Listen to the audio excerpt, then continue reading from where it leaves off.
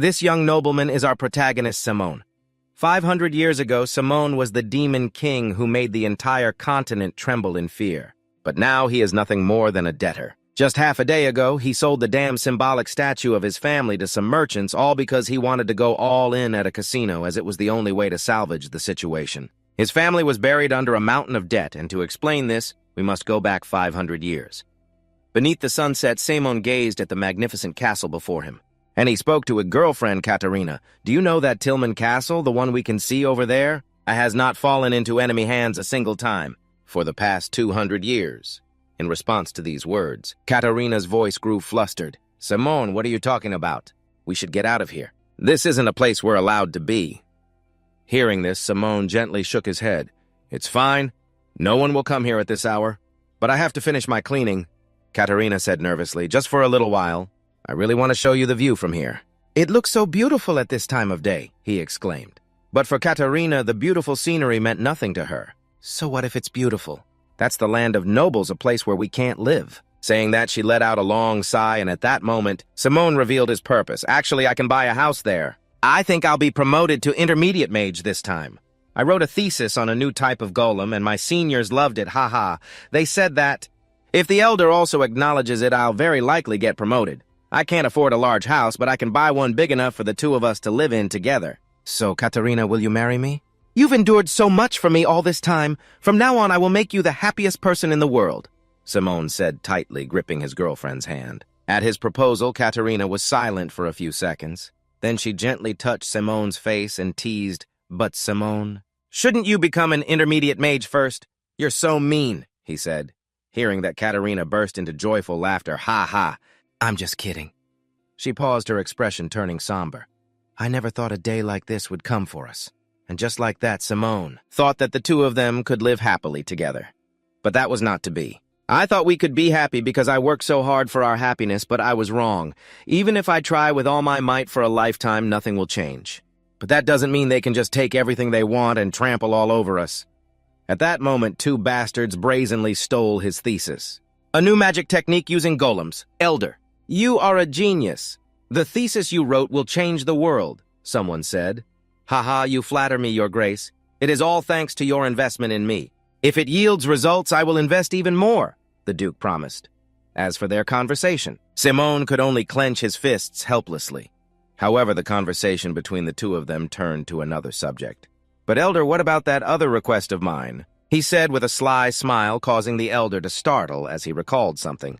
Oh, I'd forgotten. Will that be a problem? The Duke asked again. She's just a woman I'm acquainted with. The Elder replied with a dismissive wave of his hand, and at that sound, two guards dragged Katerina inside. Seeing her, Simone's face went blank. In the next moment, the two soldiers brought Katerina forward. As for the short, fat Duke, he looked at her face, a lecherous expression clearly visible on his own.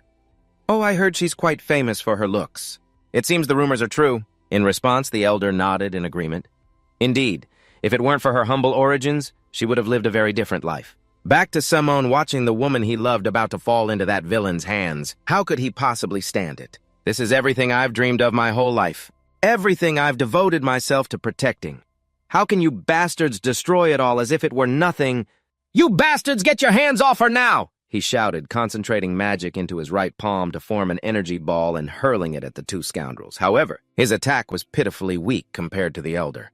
Seeing Simone dare to attack, the Elder's eyes filled with rage. Don't you know your place, you brat? You're nothing but trash. With that said, he raised his hand to the sky and unleashed a bolt of red lightning that struck Simone directly, sending him flying like a sack of rags. Thrown backward, the final result was that his attempt to save his girlfriend had failed, and Simone himself was thrown into a dark cell, left to befriend the rats inside. Looking at the rats scurrying around in front of him, he didn't even have the energy to shoo them away, because Simone's eyes were now lifeless. There's nothing I can do. How am I supposed to survive? He thought. His body moved on its own, his hand shooting out to grab the nearest rat and bring it to his mouth as if to eat it. But just at that moment, a spear tip jabbed him lightly, sending a sharp pain through his back. The culprits were the two guards on duty outside. Look, he's actually trying to eat that rat. Good, he can clean this place up for us. Just leave him alone. Even a mage from the magic tower is nothing in this condition, the two jeered. Then one of them advised Simone, Hey, you should just tell them. If you help them summon the golem, they'll let you go right away. Are you listening? He urged again when Simone gave no reply, and the guard with the sword wasn't surprised by this reaction. I told you he went completely insane after that wench died. Hearing this, the spearman asked, but why did she die? I heard it was because she wanted to protect her virtue. What a pity. Tisk, she was so beautiful. Such a waste to die like that, they said mockingly, completely unaware. Their words were the final straw, pushing Simone to make a momentous decision. He was then seen raising his fingertip to his mouth and biting down hard, causing his finger to bleed profusely. And as he began to do this, Simone could only apologize silently to his girlfriend in his heart. I'm sorry, Katerina. The scene then cuts to the two guards. From their perspective, the sewer rats below suddenly fell silent, and all turned to look in the same direction. This made both of them curious. Why are they so strange today? What do they want? Beside him, the swordsman seemed to sense that something was wrong. Feeling uneasy, he said, something is very strange. Wait, go stab one. At his command, the spearman gripped his weapon and stabbed the nearest sewer rat, which let out a single pained squeal before it died. But immediately after, a six-pointed star magic circle suddenly appeared on its belly, and from within this magic circle, both guards immediately sensed a dangerous aura, and as if recognizing what it was, the swordsman's eyes widened in horror. Then he cursed, "Damn it!" With that, he hurriedly turned back towards Simone's cell, where at that moment, Simone was using his own blood to draw a magic circle on the floor. "You're crazy! Stop what you're doing right now!" he yelled, rushing forward to intervene. "Simone?" But it was already too late because by now, the giant magic circle on the ground was complete. "You want me to stop? I've only just begun." "If I had been stronger, I wouldn't have lost you." As he spoke, he slammed his palm forcefully onto the magic circle to activate it. Simultaneously, smaller magic circles appeared on all the nearby rats, similar to the one on its belly. Then their bodies were pulled into the 6 circles on the array like sacrifices. Finally, a massive explosion erupted within the cell. It even blew the iron gate wide open, and now in the eyes of the two guards, a rat-shaped golem as large as a small mountain stood behind Simone. It made both of their faces go blank as they stared at the danger before them. Seeing the look on their faces was exactly what Simone had hoped for. That's right. That was the same look on Katerina's face back then. The words had barely been spoken when the rat-shaped golem immediately swung its giant arm forward. It sliced the bodies of the two guards into multiple pieces. Just like that, with the help of the rat-shaped golems, Simone fought his way straight to the outside. As he walked, he muttered, "I've tried to think of the reason why I'm still alive. Perhaps it's because I need to take revenge on this cursed world. A place that didn't let us live happily together. You don't need to worry, Katerina. I won't be weak like before. I will seize any power I can and will change everything," Simone said with a face full of madness. Time passed quickly, and after escaping the dungeon waiting for him was the very same elder who had defeated him before. Upon seeing the golem Simon had summoned, his eyes went wide with shock as he questioned Simone, "You bastard, have you lost your mind? Why are you using dark magic? You, a servant of the gods, are working for a demon." In response to this, Simone looked straight at him with ice-cold eyes and said, "So what?" Elsewhere, the Duke who witnessed this scene was scared shitless. "Spare me, I can let you become the master of this place." "If you spare me, I'll do anything, so please," he said in a panic which almost made Simone burst out laughing. "Anything you say. But you can't bring the dead back to life, can you?" With that, he flicked his hand, unleashing a blast of magic that blew the nobleman to smithereens. "This wretched world, Katerina, I will destroy it all, just like that." Simone's quest for revenge against the world officially began, and in response to his assault in a certain palace, a man dressed like a king was pointing his sword toward the knight kneeling before him. "Hero La can please save the world from falling into darkness. The Demon King's army of darkness has trampled upon the lands of the gods and massacred innocent people. That army of demons has already destroyed 2 kingdoms and 1 duchy. The fate of the world rests solely in your hands, Hero Lacan. Therefore go and kill the Demon King and save this world." With those words, he bestowed the sword in his hand upon the young hero. The scene then shifts to a different setting. An army had been assembled to prepare for the Demon King's annihilation. Looking at the sword in his hand, Lacan raised it high above his head and declared to all the people below, "O mighty warriors of the Holy Atonia Empire, the light of the empire has faded and a giant shadow is devouring the continent of Laresia. However, we will not retreat, for our families and for this entire world. Today, we shall destroy the Demon King and become the final hope that protects the world," returning to Simone's memories in a certain library. His girlfriend Katerina was unhappily sharing a story she had just overheard. "Simone, have you heard the news? How could they cut off a child's hand just for stealing a piece of bread?" she said angrily, startling Simone, who quickly reminded his girlfriend, "Katerina, you're being too loud. What if someone hears you?" In response to this, Katerina, far from lowering her voice, seemed to speak even louder. "The nobles only punish others because they've never known what it's like to be hungry. Why was that child punished so unreasonably? Is it just because of the class they were born into? We didn't ask to be born into this station either," she said. Her face became visibly sad. Across from her, after listening, Simone could only offer some words of comfort. Perhaps the day will come when social status is no longer an issue, and we can all live freely and as equals. Simone, a day like that won't come if we just wait for it. "Then what do you want to do?" Simone asked curiously. "We have to change things ourselves. Otherwise, the children we raise in the future will have to experience the same things." Katerina said, her voice filled with concern for the future. Back to Simone, hearing what Katerina had just said. He was so startled and embarrassed that he dropped the books in his hands. "Children, but we aren't even married yet, Katerina. That's not the important part." "Don't you plan on marrying me?" Katerina asked, raising an eyebrow, which made his face turn even redder. I will, but I'm not ready yet," the flustered boy stammered. Seeing him dawdle like that, Katerina grew impatient. "So are you going to marry me or not?" Katerina growled. "Of course I am," Simone replied weakly. Beside him, seeing his flustered state, Katerina let out a small smile and gently shook her head. "You're hopeless, Simone. You're just too shy. I'm the only one who would ever marry you, you know. Ha!" The scene shifts to a magnificent yet eerie castle where the final battle is about to unfold. The army led by the hero Lacan had arrived for the decisive battle against Simone. Soon this will all be over. "It will take a long time, but the world we always longed for, I will make it a reality," he whispered in a voice only he could hear. On the opposing side, the army led by Lacan did not rush to attack carelessly. Instead, the hero Lacan stepped forward and challenged him. "Demon King Simone, the entire world has suffered because of you, but today that comes to an end. I swear in the name of the gods and of justice, all of your crimes will be judged this day," the young man declared, staring directly at Simone, with eyes full of determination. And as for this declaration, Simone truly couldn't hold back any longer and burst out laughing. "Ha ha, gods and justice. You intend to judge me with things like that? Then by all means go ahead. Do you really think I'm afraid of your false gods and your phony justice?" As he spoke, Simone's entire body erupted with a terrifying aura truly that of a demon king. In response, Lacan shouted back, "Of course we do. Countless heroes of the Empire stand here with me to pass judgment upon you. Today we will defeat the demon king and protect the world. All units advance." At the young hero's shout, everyone officially launched their attack. Seeing this, Simone looked at them as if they were already dead. "Who are you to dare judge me? I am the one who will pass judgment. The day I lost Katerina, justice was already dead." As he spoke, he slammed his staff down and an incredibly complex magic circle instantly appeared on the ground. "I no longer believe in such illusions anymore. I will show you what I believe in power. Look, hero, this is the day true justice is born. Cast aside your false beliefs. Today will mark the beginning of a new era," Simone said coldly as at that moment. Countless giant golems he had summoned appeared behind him.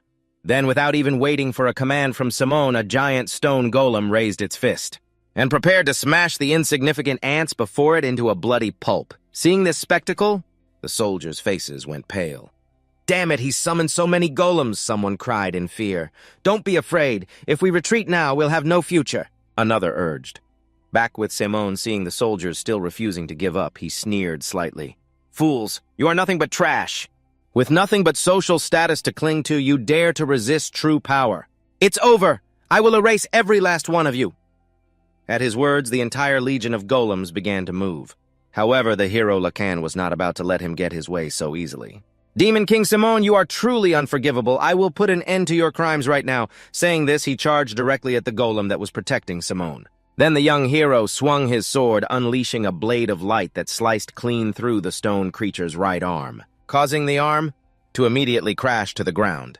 The sheer force of the attack actually made Simone's expression harden. He took down a high-level golem in just a single blow. "I see.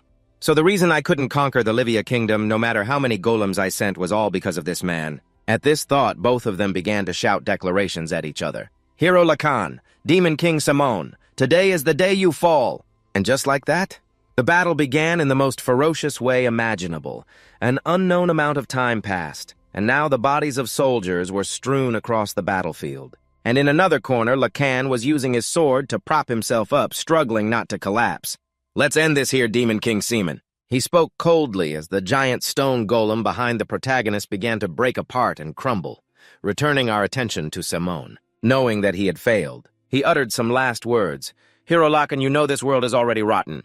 If it weren't for you, I could have started over after destroying everything. I curse you, Lacan. Your entire bloodline will spend their lives suffering in agony." Simone said this while looking at the young hero with a deadpan expression, and right after he finished his words, Lacan immediately swung his sword and lopped his head right off. Just like that. Simone's consciousness sank deep into the darkness, and in that haze, old memories flooded his mind. "You know, Simone, when you smile and are with me? Healthy and without any troubles, that's when I'm happiest," she said. She then stood on her tiptoes and gave the main character a passionate kiss. After that, she smiled and said, I love you, Simone." The scene changes to a luxurious room. A young teenager suddenly woke up with a dazed look. He then raised a hand to his neck and muttered incomprehensibly, "A dream, my head is still on my neck. My head hurts so much, there's no wound. What in the world is going on? Where am I? I've never seen this room before. Am I in a foreign country? Why am I still alive? Not even dark magic can bring the dead back to life. If it could, I would have done it already. So why am I still alive?" Countless questions began to echo in Simone's head until he noticed a painting hanging in the room. What is this? Why is there a painting of that bastard here? Simone thought with frustration as the door to the room opened, and an uncle-like man who looked like a butler stepped inside. Seeing Simone was awake, he said joyfully, "Young master, oh my, you're awake. What a relief you've been unconscious for 2 weeks. I thought we had lost the last of the Lacan line." As he spoke, he hugged Simone tightly while the protagonist still had no idea who this person was. "Wait, young master, who are you?" Simone cried out in alarm. Hearing him say this, the butler's whole body trembled with a sense of unease. "Young master, do you mean you don't recognize me, oh dear heavens? The accident must have caused you to lose your memory. It's my fault for not taking proper care of you." As he spoke, he knelt before Simone, blaming himself. Then, after taking a few seconds to regain his composure, the butler wiped away his tears and explained everything. "That's right, I will tell you everything. It's probably only temporary.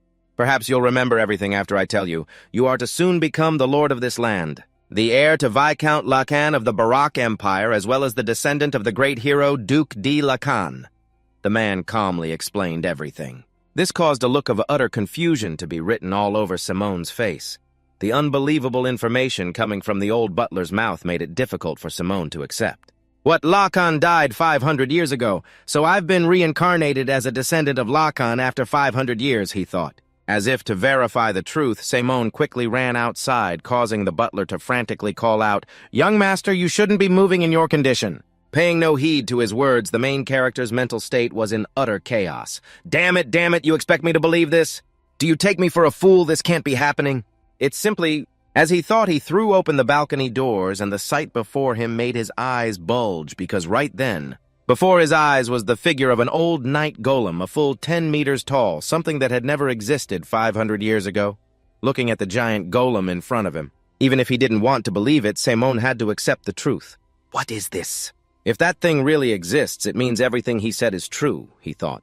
Simone focused his observation for a moment and quickly sensed just how complex the thing before him was. Looking at that complexity, I can tell this weapon is far more advanced than the magic golems I could only have imagined. At that moment, the old butler also ran to his young master's side. Seeing this, Simone quietly asked a question. "What did you say your name was earlier?" In response, the old butler bowed slightly. "My name is Han, your attendant." "Then Han, what is this thing I'm looking at?" Simone spoke without taking his eyes off the giant golem and regarding this question. Because Han had concluded that Simone had amnesia, he patiently explained that is called a giant, a two-legged humanoid weapon. "Is it made from golem magic?" Simone asked. "That's half right. Giants are made from magical engineering, a blend of science and magic. Due to advanced technology, unlike remotely controlled golems, a giant has a pilot who sits right inside," Han continued to explain. And to this, Simone turned to look at him with a skeptical gaze. "A human sits inside that thing." "Yes, that is correct." Han nodded. Turning back to Simone after hearing this, his face became pensive again. You would need a lot of advanced technology to be able to pilot from inside. But if what Han said is true, then this is truly a magnificent weapon. The pilot is protected from external threats during combat, and it reacts faster than a remotely controlled golem. It solves all the problems I had when using golems. But if this is real, it means 500 years have passed. But why did I have to be reborn as a descendant of my enemy? Simone asked himself. Time passed quickly and the scene shifted to a study. Instead of trying to figure out why he had been revived, Simone was currently taking the opportunity to chug a bottle of rare wine which made the old butler. Han worry endlessly. Young master, you can't push yourself too hard. Please calm down. After all, Simone was a patient who had just woken up, so he couldn't let him touch alcohol. Back to Simone, hearing the reminder, he complained, You said I'm a descendant of Lakan, right? So what's the big deal? I'm healthier than most. Before the words could even leave his mouth, Simone's body was suddenly struck by a sharp pain, causing him to collapse onto the table. Damn it, what is this? Simone said in confusion, while Han, seeing this, wasn't too surprised, as if he had already expected it to happen. I warned you, young master.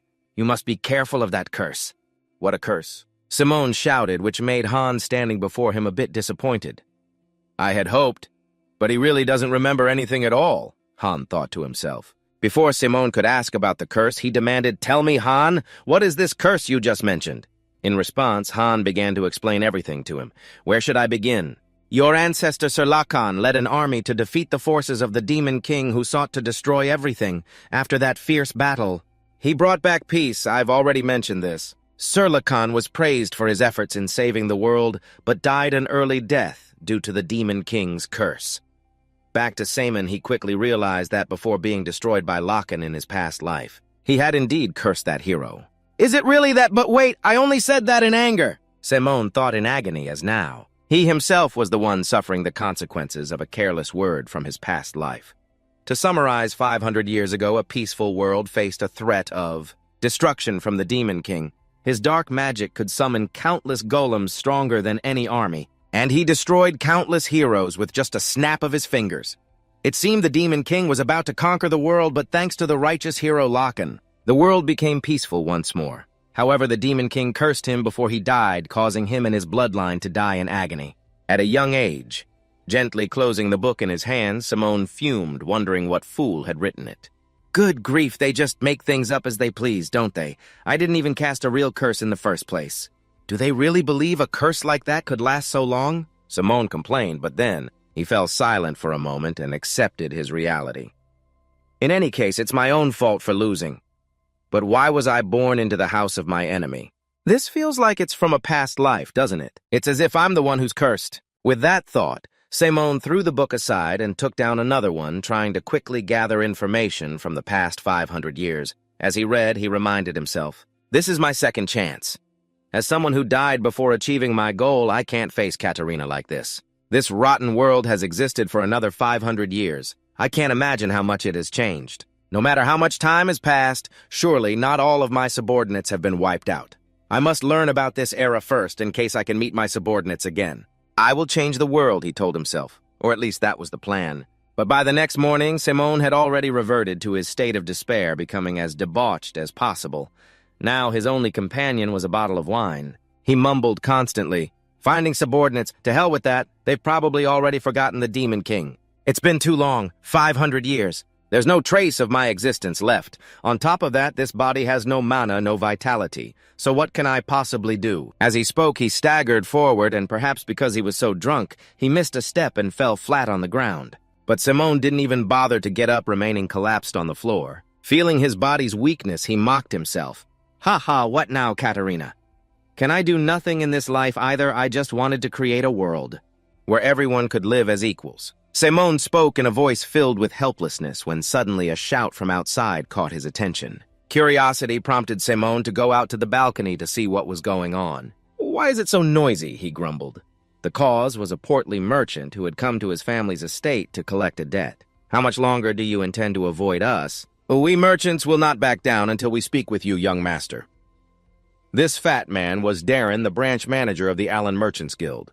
Back with Simone upon realizing he was in debt, not only was he not worried, he even chuckled in amusement. I'm in debt, Lacan, you bastard. Your descendant is quite something. Simone muttered sarcastically, but Darren, unable to hear him, saw him appear and immediately demanded payment. The 30,000 pesos you borrowed from us last year to develop a mine. But you've been ignoring us ever since. Do you intend to pay or not? I can't live like this anymore, he shouted. However, a debt is a debt, and there was nothing wrong with him coming to collect. But right in front of him, the old butler Han quickly tried to placate the merchant. The young master is unwell and must rest. We will find a way to repay you, so please come back another time. Before the butler would finish, the short, fat merchant cut him off. Unacceptable. I must hear it from the young master himself. At his words, Butler Han's group suddenly fell silent, and just one look at them was enough for Darren to figure it out. These beggars don't have the money to pay me. Seeing their reaction. It seems you can't pay immediately, can you? Let's see, 30,000 pesos is no small sum. Why don't you hand over the giants in your possession? They probably aren't worth 30,000 since they're old models. I'm making you a wonderful offer, am I not? He said, stroking his mustache. However, as soon as the words left his mouth, the Knight Commander Roger shouted, flatly rejecting the offer. Impossible! We only have 3 giants. How are we supposed to protect the territory without them? After saying this, as if afraid Han would be swayed by the proposal, he quickly turned to the butler and said, Absolutely not. You can kill me, but you cannot give away the giants.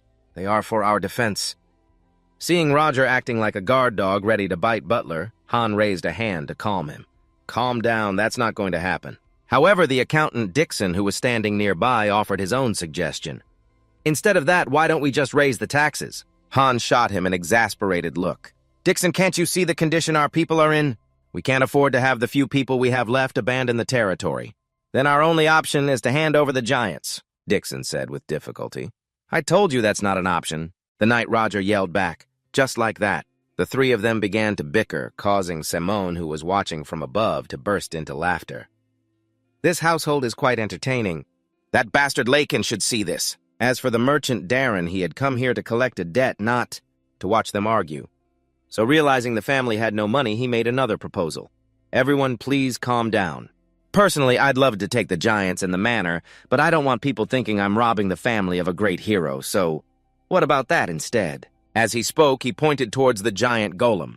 Seeing this, Roger's eyes widened as he turned to warn him, Are you kidding me? I've told you countless times the giants are not an option. Before he could finish, Darren shook his head and clicked his tongue. Not the giant, the magic tower behind it. Hearing this, Butler Han's group was surprised at first, but then they realized this proposal wasn't so bad after all. The tower, well, that's better than the giants, Roger said bluntly. That's right. No one visits it anymore. Han nodded in agreement. We used to make a small profit from tourists, but some people even say it's the source of the curse. But now it's useless. The accountant Dixon added just as they all seemed ready to agree to Darren's proposal. But up on the balcony, Simone was completely taken aback. What the hell, Lacan, you bastard? That's my magic tower? 500 years ago, at the place where the Demon King's tower now stands, my home was so far removed from everything. The place I lived with Katerina. An old and dilapidated place, but it was our home, the warm sanctuary we had always dreamed of. The area around the Demon Tower has been absorbed into our family's territory. How dare they set foot in that place? Thinking of this, a rage boiled up within Simone, and he clenched his jaw so tightly his teeth ground together. Unaware that Simone was on the verge of exploding, the merchant Darren continued his sales pitch. Ha ha, please don't worry. With the diverse capabilities of our Merchants Guild, we will turn that place into a tourist attraction. This will also boost the local economy, won't it? He said, bursting into a smug laugh as if the deal was already done. And indeed, after hearing his proposal, the 3 individuals opposite him were completely convinced. The accountant Dixon couldn't wait any longer and asked, So where do we sign? The moment he spoke, they all felt an intense spiritual pressure bearing down on them, its source being none other than our protagonist. Simone was walking towards them, radiating a fiery rage. Seeing him approach, his retainers asked worriedly, Young master, are you sure you should be up and walking? Ignoring their concerned questions, Simone coldly replied, Get out of the way. Seeing Simone finally make an appearance, Darren spoke with a sarcastic tone. Oh my. Well, look who it is. It's been so difficult to get a meeting with you, young master. Have you recovered? I must say my discussion with your retainers went quite smoothly.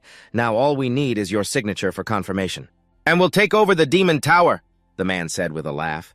In response, he received a furious glare from Simone. is talking all you're good for? Do you even know what that place is?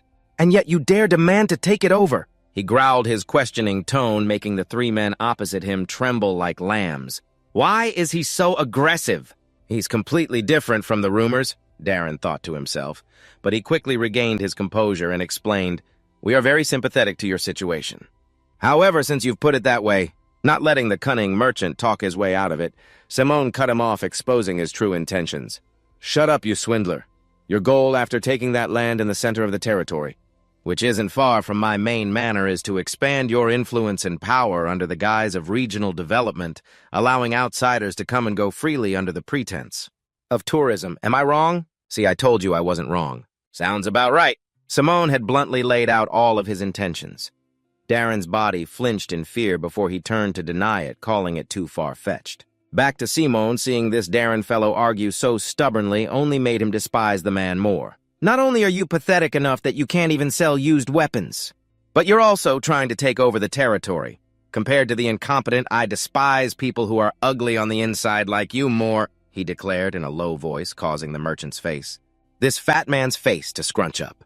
He reminded himself that he couldn't let Simone get the upper hand. He had to retaliate forcefully, so he immediately brought up Lacan's debt to make his demand. The Lacan family cannot repay its debt, which is why we thoughtfully made this proposal. The Merchant Guild has to get its money back, of course. "Who says we can't pay within 15 days we will repay everything, both principal and interest. Now get out of here," Simone shouted, releasing his Demon King's aura. This made the group of merchants' faces turn pale. They were out of options because Simone had already declared he would pay back the money. Therefore, this Darren fellow had no choice but to grit his teeth and leave. Before taking off, he didn't forget to spout some meaningless words. "We'll see if you can keep your word." Watching his figure recede into the distance, Simone also complained, "These people are always the same." Meanwhile, speaking of Captain Roger, who had witnessed his young master stand up and declare such powerful words, he and his men were moved to tears. "Young master, I can't believe you said that to him. We, your subordinates, are deeply moved by your words. You are so perceptive to have seen through their plan. More importantly, to see you angrily stand up to protect the achievements and honor of our ancestors," Han and Roger said emotionally. Meanwhile, up ahead, our protagonist looked at their tear-stained faces and his head began to throb. He couldn't understand why his subordinates could think in such a way. Perceptive achievements. "What are you all talking about?" Simone muttered in confusion. Captain Roger, seemingly not hearing Simone's question, continued to gush about what he had just witnessed. "I never expected that you would take such pride in the family's honor. And that merchant scoundrel couldn't utter a word against your powerful rebuttal. At that moment, we saw the image of your ancestor, the hero Lacan, within you," the group of men said excitedly, unaware that as Simone listened, veins were already popping on his face. "These useless bastards! They're turning me into the Demon King again," he thought with annoyance. Then, after the excitement died down, the butler Han came to his senses and asked about Simone's plan. "May I ask how you intend to repay the debt?"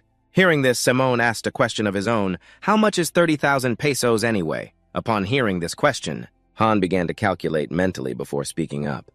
"You could buy 10,000 bags of wheat with that amount of money.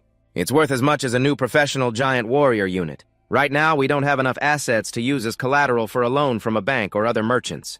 Do you have another way?" Back to Semen, upon hearing this, he was too fed up to say anything more.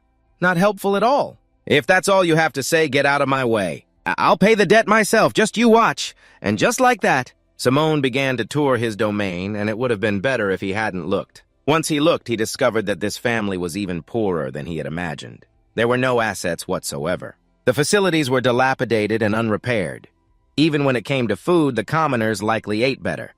It was so poor that after checking the ledgers, Simone truly began to doubt whether this was really the family of a duke. "Isn't this the house of the one who defeated the Demon King?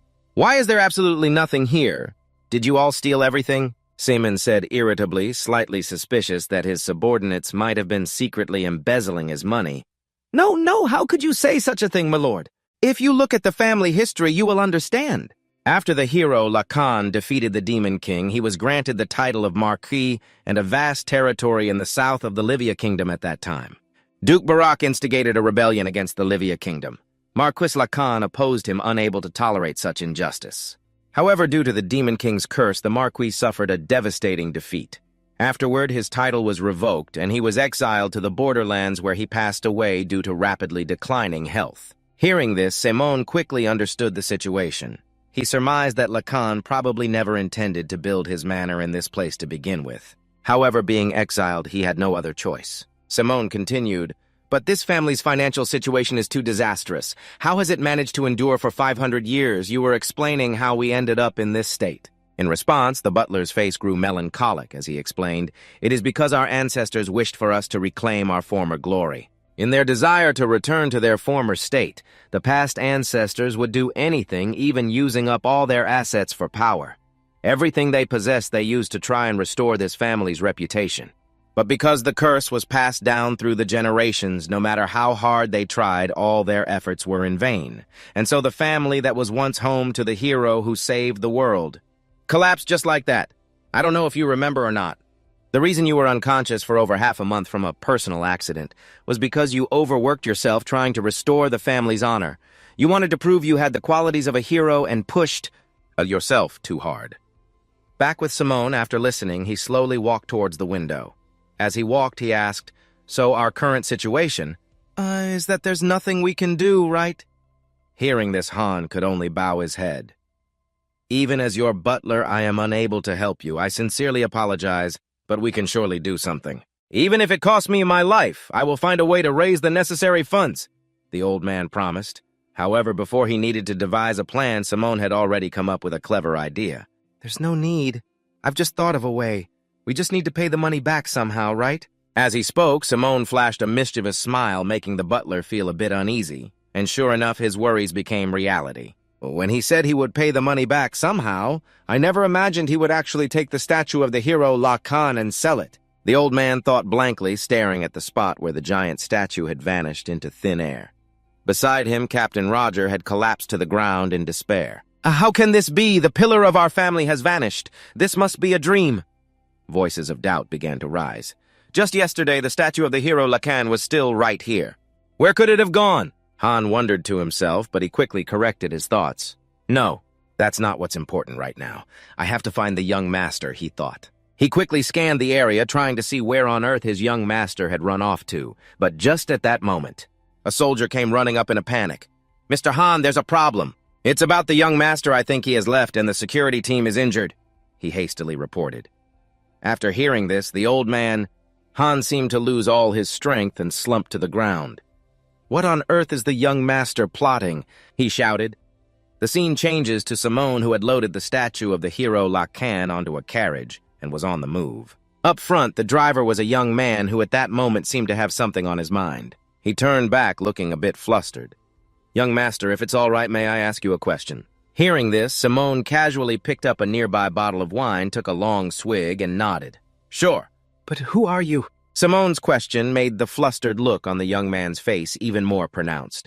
"Ha ha, have you forgotten? My name is Philip. I am the one who serves as your guardian knight. Having said that," after a slight pause, Philip weakly asked, "Young master, do you really intend to sell this statue?" Hearing this, Simone didn't hide his intentions and frankly admitted that's right. "It could fetch a pretty high price if I melt it down." Back to Philip, his face turned ashen upon hearing this. "This may not be my place to say, but this statue has 500 years of history." In response to this statement, Simone gave the young man a look as if he were an idiot. "Can 500 years of history feed me? But you won't be able to pay off the entire debt even if you sell this statue," Philip hurriedly explained, and of course Simone understood this clearly. So Simone's plan wasn't to sell the statue to pay off the debt immediately. "Selling this statue is just one part of my plan," Simone explained. Seeing this, his friend Philip took the chance to flatter him. "Wonderful, you must have another plan then. I'm sure everyone will understand as long as you can pay off the debt. So, may I ask what your plan is?" He said cheerfully, "Let's see. My plan is to use the money from selling the statue to gamble. I'll make 30,000 pesos by gambling," Simone said flatly. This caused Philip's face to stiffen, and it took about 2 seconds for his soul to return to his body before he shouted, "Gambling, what happens?" "If you lose all the money you have," he said in a loud voice, which made Simone a bit annoyed, who then questioned him back, "Why do you always lecture me when you're with me?" "It's so annoying." In response to these words, Philip continued to yell, "You're the one who dragged me out at dawn. If I had known this was your plan, I would have never come with you." The more he spoke, the paler his friend Philip's face became, because at this point, he could be considered Simone's accomplice. If Butler Han's group found out that he helped this young master take the family's statue to sell for gambling, he would be toast for sure. Then, to salvage the situation a little, Philip tremblingly suggested, "Why don't we go back and beg for forgiveness? We can come up with a new plan." But behind him, when Simone heard this suggestion, his eyes widened. "Are you an idiot? Think about it. If we go back now, I'll have to explain why I took the statue. And if my reason is that I needed money to gamble, they would never forgive me. I'm sure I'll be exiled from the house forever if I go back now." "Really?" Philip cried out in surprise. No, I guess they wouldn't do that to me since I'm still the young master. I guess you'll be the only one kicked out of the family." As he spoke, Simone looked at Philip and gave a meaningful smile, causing the young man to tremble uncontrollably, because he knew that Simone's words were completely accurate.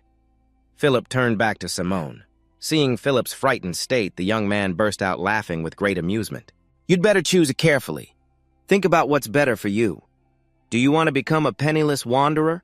Or do you want to become a hero who brings honor to this family? Choose Philip," he said. Simon then stared intently at Philip with his cunning eyes, awaiting his answer. And not surprisingly, his friend Philip had to resign himself to his fate and accept. "I will continue on the path we are on." As he said these words, Philip's whole body seemed to have lost all its vitality.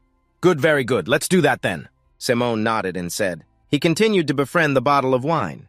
In front, Philip glanced over, observing Simone's unrestrained demeanor, and cried a river in his heart. Damn it, I heard that. His personality changed after waking up from the coma, but he's still basically a devil. Time passed quickly and the scene shifted to a certain dock. At this moment, a crew member on the boat loudly announced to all passengers, 5 minutes until departure, everyone get on board, beside the ship. His friend Philip was still a bit hesitant and asked again, "Are we really going to do this? So should we go back then?" Simone said with a shrug, making Philip's heart seem to stop for a beat. No, let's get on the ship," Philip quickly replied. Just like that, after all the passengers were on board, the crewman rang the bell and shouted, "Departing!" And then, the ship carried Simone and his servant to the port city of La Mer. It was currently nighttime. After selling the statue of the hero Lacan, Simone had collected a decent sum of money. However, Philip was endlessly frustrated. "That's a statue of a great hero who saved the world, and you only paid that little for it," Philip shouted. "I'd go bankrupt if I paid you any more," the old man opposite him replied. As for Simone, he had no time to watch his subordinate argue with the buyer, so he stopped the argument right away. "Hey," Philip led the way. "But we could have gotten more," Philip said softly. "Forget it, this is enough." "This place must have changed," Simone said as he observed the surrounding scenery. Hearing him say this, Philip's eyes showed a hint of surprise as he asked, "Have you been here before?" Beside him, a flicker of memory appeared in Simone's eyes as he answered, "A little. Although it didn't look like this back then. Back then, we couldn't get here easily because a kraken was guarding it. It was basically a deserted island. Good heavens, 500 years have passed already." Simone muttered to himself, but it was a good idea to come here. Beside him, his friend Philip said excitedly, "Really? Thank you, young master. I don't know when you were last here, but it's definitely different from what you remember. This place is the second largest city in the southern region of the empire, so everything is constantly changing. It's an island that people can easily get to. Although there's a kraken and a few other sea monsters, with the development of magical engineering and weapons, this place has become much more crowded. So the gambling scene here is really big. Are you sure you'll be okay?" As he spoke, Philip turned to look at his young master with a probing gaze. Philip, if I wasn't confident, I would have never come here," Simone replied coldly. And as he said these words, the two of them were standing in front of a castle that radiated a golden light enough to blind the poor. Looking at its luxury, Simone nodded, knowing that he had arrived at his destination. "All right, let's go inside now," he announced. However, Philip's little heart had not yet adapted to entering such a luxurious place. "Wait a moment, young master, let me just try for a bit," he said, trying to regulate his breathing as his heart pounded in his chest. In front of him, Simone, looking at his nervous state, complained, "What are you so scared of?" "Over here." Philip, seeing his young master's confidence, asked, "How are you so calm? Do you know how to win the games in there?" Yes, in response to this question, Simone put on an extremely confident face. "How to win? I guess so. When it comes to gambling, attitude is everything," Simone said with a laugh. "But that's life. Things never go as smoothly as he thinks." After entering and trying a round of some card game, the attitude Simone mentioned before didn't seem to have any effect at all. "Oh dear, not good at all. "Ha, it seems I've won again." "What now, will you continue?" the person sitting opposite him said with a smile while simultaneously sweeping all the gold coins toward himself. "Luck is smiling on me today," Simon's opponent explained. "It's fine, skill is part of luck too." Simon waved his hand in reply, causing the brown-haired man to burst out laughing with great amusement. "My, you really are generous." "It's a true honor to play a game with such a wonderful young master. However, it seems you're out of coins." "Should we end the game here, perhaps?" he said in a cold voice, looking at Simon's few remaining gold coins. But having lost so much already, how could Simon possibly give up? Without a moment's hesitation, he called out to Philip behind him, "We can't do that. Philip, exchange all our remaining money for Sudi." Hearing this command, Philip's face suddenly darkened like the bottom of a pot, and he hurriedly advised, "We can't do that. If you lose this money too, then—" Before Philip could finish his sentence, Simon screamed, "Don't argue, bring it here now." But on the opposite side, the brown-haired man saw Simon's demeanor like a rabid dog having a fit. He laughed inwardly. "Ha, that fool is losing his cool. I'm really lucky today." And next, after waiting for Philip to exchange the money, Simon decided to play it all in one hand. "I'll bet my entire fortune on this." "I'll bet it all," he said. Simon then pushed all the money he had to the front. Seeing him go so big, 2 streams of tears flowed uncontrollably from Philip's eyes. "That's it. This family is finished," he said tearfully, while the brown-haired man, seeing Simon make such a foolish decision, chuckled to himself, but still offered kind advice on the surface. "Your entire fortune, are you sure about that? I'm worried because this is the first time I've played a hand this big. But I'm sure you'll be fine, right, young master?" In response, Simon shrugged. "Worrying about it won't change the outcome." Hearing this, the brown-haired man signaled the girl behind Simon and then continued to speak. "How impressive. In that case, let's confirm each other's cards, shall we?" With that, he calmly flipped over his cards for Simon to see, and they were 3/8 forming a set. "Whoa, damn, Lady Luck is definitely on my side today." The brown-haired man cheered. "In that case, what a shame. I'll be taking these coins." Having said that, he reached out to rake the coins toward himself, not even bothering to look at Simon's cards. It was as if he already knew what cards he held. However, before his filthy hands could touch the money, Simon spoke up to stop him. "Hold on, you still need to see my cards." "Surprisingly, I happen to have these cards," he said. Simon then fanned out his cards for the man to see, and what a coincidence it was. His cards formed the strongest hand in the game, a royal flush. Seeing these cards, the brown-haired man's face went completely pale. Not believing his eyes, he stammered, "What? But that's impossible. Aren't sudden turnarounds the real joy of gambling?" "This was indeed an interesting match," Simon replied with a smile. At the same time, tears streamed down Philip's face, but they were tears of joy. "Young master, I believed in you," Philip said, his voice filled with emotion. Meanwhile, the brown-haired man could not accept this result. He slammed the table, pointed directly at Simon, and yelled, "No way, that's impossible. How did you get those cards? What trick did you pull?" At the mention of tricks, Simon's expression turned cold and sarcastic. "A trick? Are you referring to having the people behind me reveal my cards?" Upon hearing this, the brown-haired man's eyes went wide. "How could he know?" he screamed internally, while Simon, seeing this reaction, gave a contemptuous scoff. Did he really think I wouldn't have a clue? All the onlookers were his underlings, and I knew they were secretly switching cards with each other, but the reason I played the fool and fell into the trap was because I needed to touch all the cards.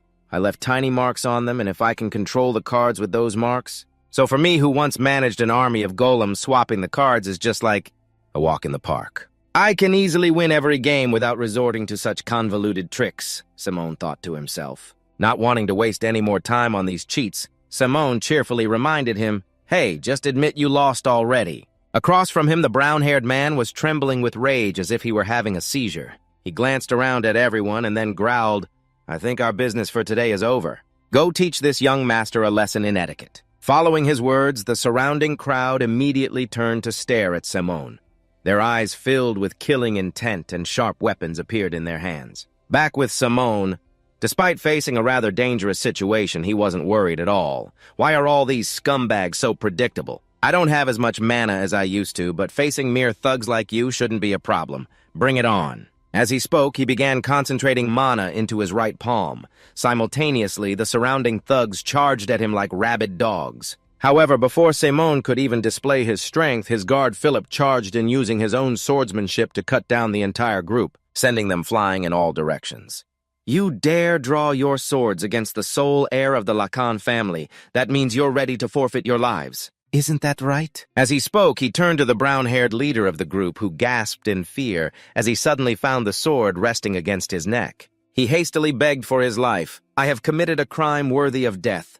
Shut up, you scoundrel. You dare harm the young master, Philip yelled while Simone observed his guard's skills and thought he wasn't so bad after all. Time passed quickly, and by the next morning, Philip was cheerfully carrying a sack full of money on his back. Whoa, this thing is quite heavy. I bet this is definitely more than 10,000 pesos, he said enthusiastically. Of course, Simone replied calmly. He then turned to look at Philip and thought to himself, this kid. I just thought he was a common thug. But he's more talented than I expected. In any case, today's earnings weren't bad, but after causing such a ruckus, it will be hard to get into anymore.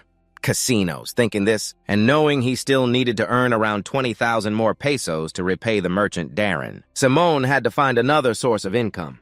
Are there other places to make money besides the casinos? He asked Philip. Hearing the question, Philip racked his brain for a moment. A place to make a lot of money. In that case, how about the giant arena? A giant arena, Simone asked with curiosity. Knowing his young master had amnesia, Philip explained, yes, just like the arenas of old where humans fought one another, now there are arenas where giants battle one another.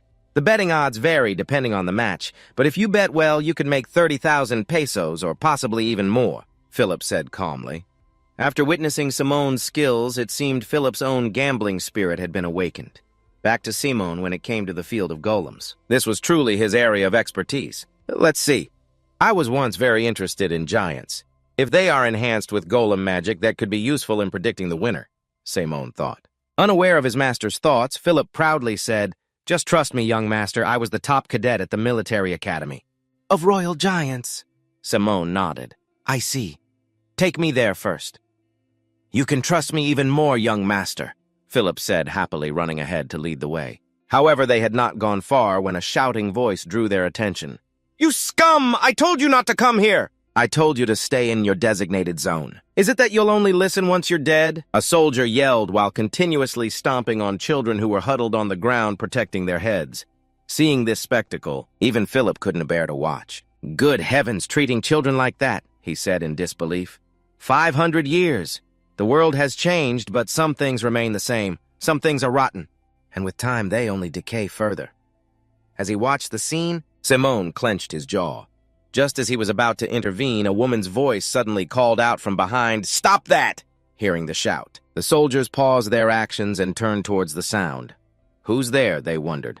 Aren't you the royal guards? Tasked with the duty of protecting the citizens? Then why are you being violent with these children? Are only the aristocrats considered your people? These children have a right to be protected as well. The voice belonged to a noble lady. Upon seeing her face, Simone was stunned for a moment.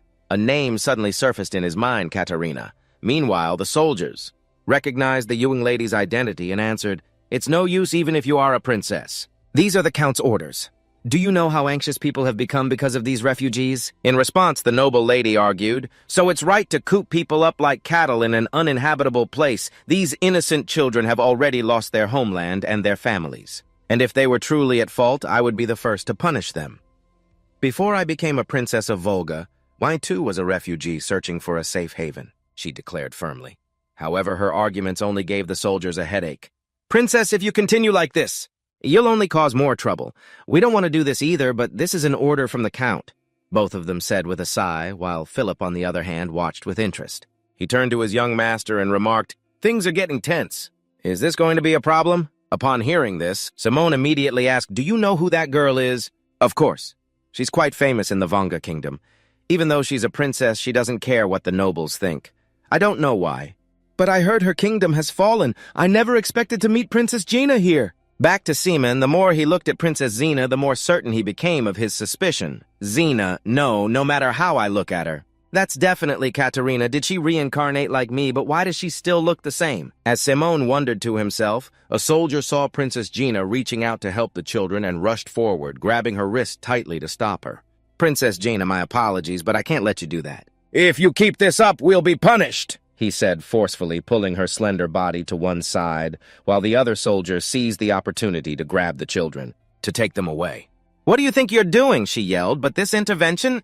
seemed to push the soldier to his breaking point. "Ugh, stop bothering us!" He shouted loudly, causing Princess Gina to cry out in fear. Seeing this as if by instinct, Simone's eyes widened and he charged straight at the guard.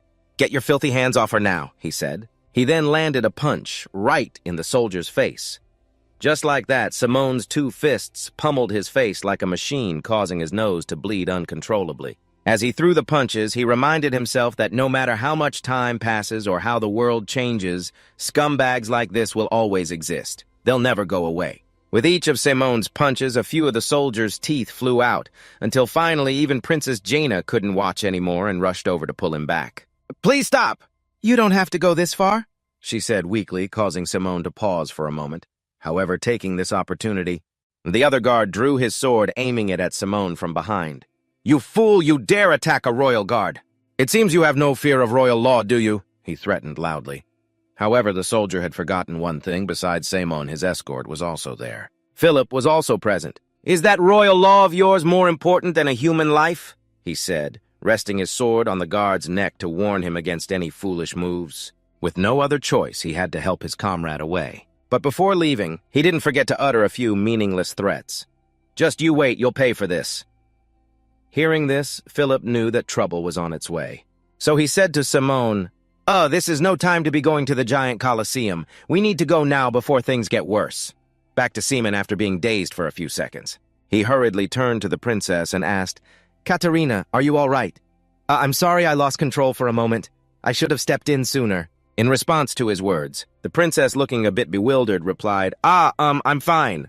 But who are you anyway?" Across from her, Simone's face went blank upon hearing her question. He asked in a daze, What do you mean?" "But," Simone said, stepping forward. However, his movement made Jenna wary. "Don't come any closer," she said quickly. At this, Simone stopped in his tracks. That's right. I must look a bit different. That's why you don't recognize me, right? I'll explain everything," Simone said hastily. But Jenna's wariness towards him did not diminish in the slightest. She even retorted with a question of her own. "That's not necessary. How are you any different from those guards who brutalized children? More importantly, it seems you've mistaken me for someone else. My name is not Katerina, I am Jenna." Behind them, Philip the escort noticed his young master's suddenly strange behavior. He rushed over to defuse the situation. "Oh my goodness, it seems my young master is a bit confused. Your Highness, we are not suspicious individuals. The truth is, he's just going through some things." Philip scratched his head awkwardly, giving Simone a chance to process the situation. While he was explaining, our protagonist also had a moment to cool his head. "It would have been so great if it was really her. Please. I've endured this loneliness for so long. Knowing that she could never come back, I've become this broken. Just because they look alike," Simone thought, observing the princess's face. At that moment, an older man rushed over and called out to Jenna. "Princess, what are you doing there?" "I told you that you have a very important schedule today. Do you have any idea how much trouble I went through to find you?" This man was Jenna's butler, Victor. Upon his arrival, the princess stepped aside and began to answer, "Oh, it's you, Victor. What happened was—" But he cut her off. The old man irritably surmised, "Don't tell me you went and caused trouble with those guards again." He paused, then cautiously observed the two of them, Simone and his companion. "And who might these people be?" "This is our first meeting. Forgive me, but due to certain circumstances, the situation is rather tense. It would be best if you two kept your distance from the princess," he said coldly. This prompted a sarcastic laugh from Simone. "Ha ha, how foolish. While it's true that I misunderstood and escalated things at the end of the day, didn't I also help the princess? I don't expect any reward, but you could at least thank me. Let's go," Philip, Simone said, and then quickly left the area. Seeing them leave, Victor also said to Xena, "We should be on our way as well." "All right." Jenna nodded before realizing something. "Come to think of it, I never did thank him." Time passed quickly, the scene shifting to a massive cylindrical structure. This was the giant Colosseum that Philip had mentioned to Simone earlier. At this time, inside the Colosseum, two announcers were enthusiastically commentating, "Neither giant wants to back down in this tense battle. Now everyone stay calm. Yes, this is getting exciting." He quickly blocked the attack, but it's over, Simone muttered. And just as he predicted, the axe-wielding giant in the arena unleashed a decisive blow, sending its opponent flying, far away, leaving the opponent unable to get back up. With this result, the MC quickly announced the result. "That's the finishing blow, Aiden wins." As the announcement echoed, the entire audience on all four sides of the stands erupted in cheers.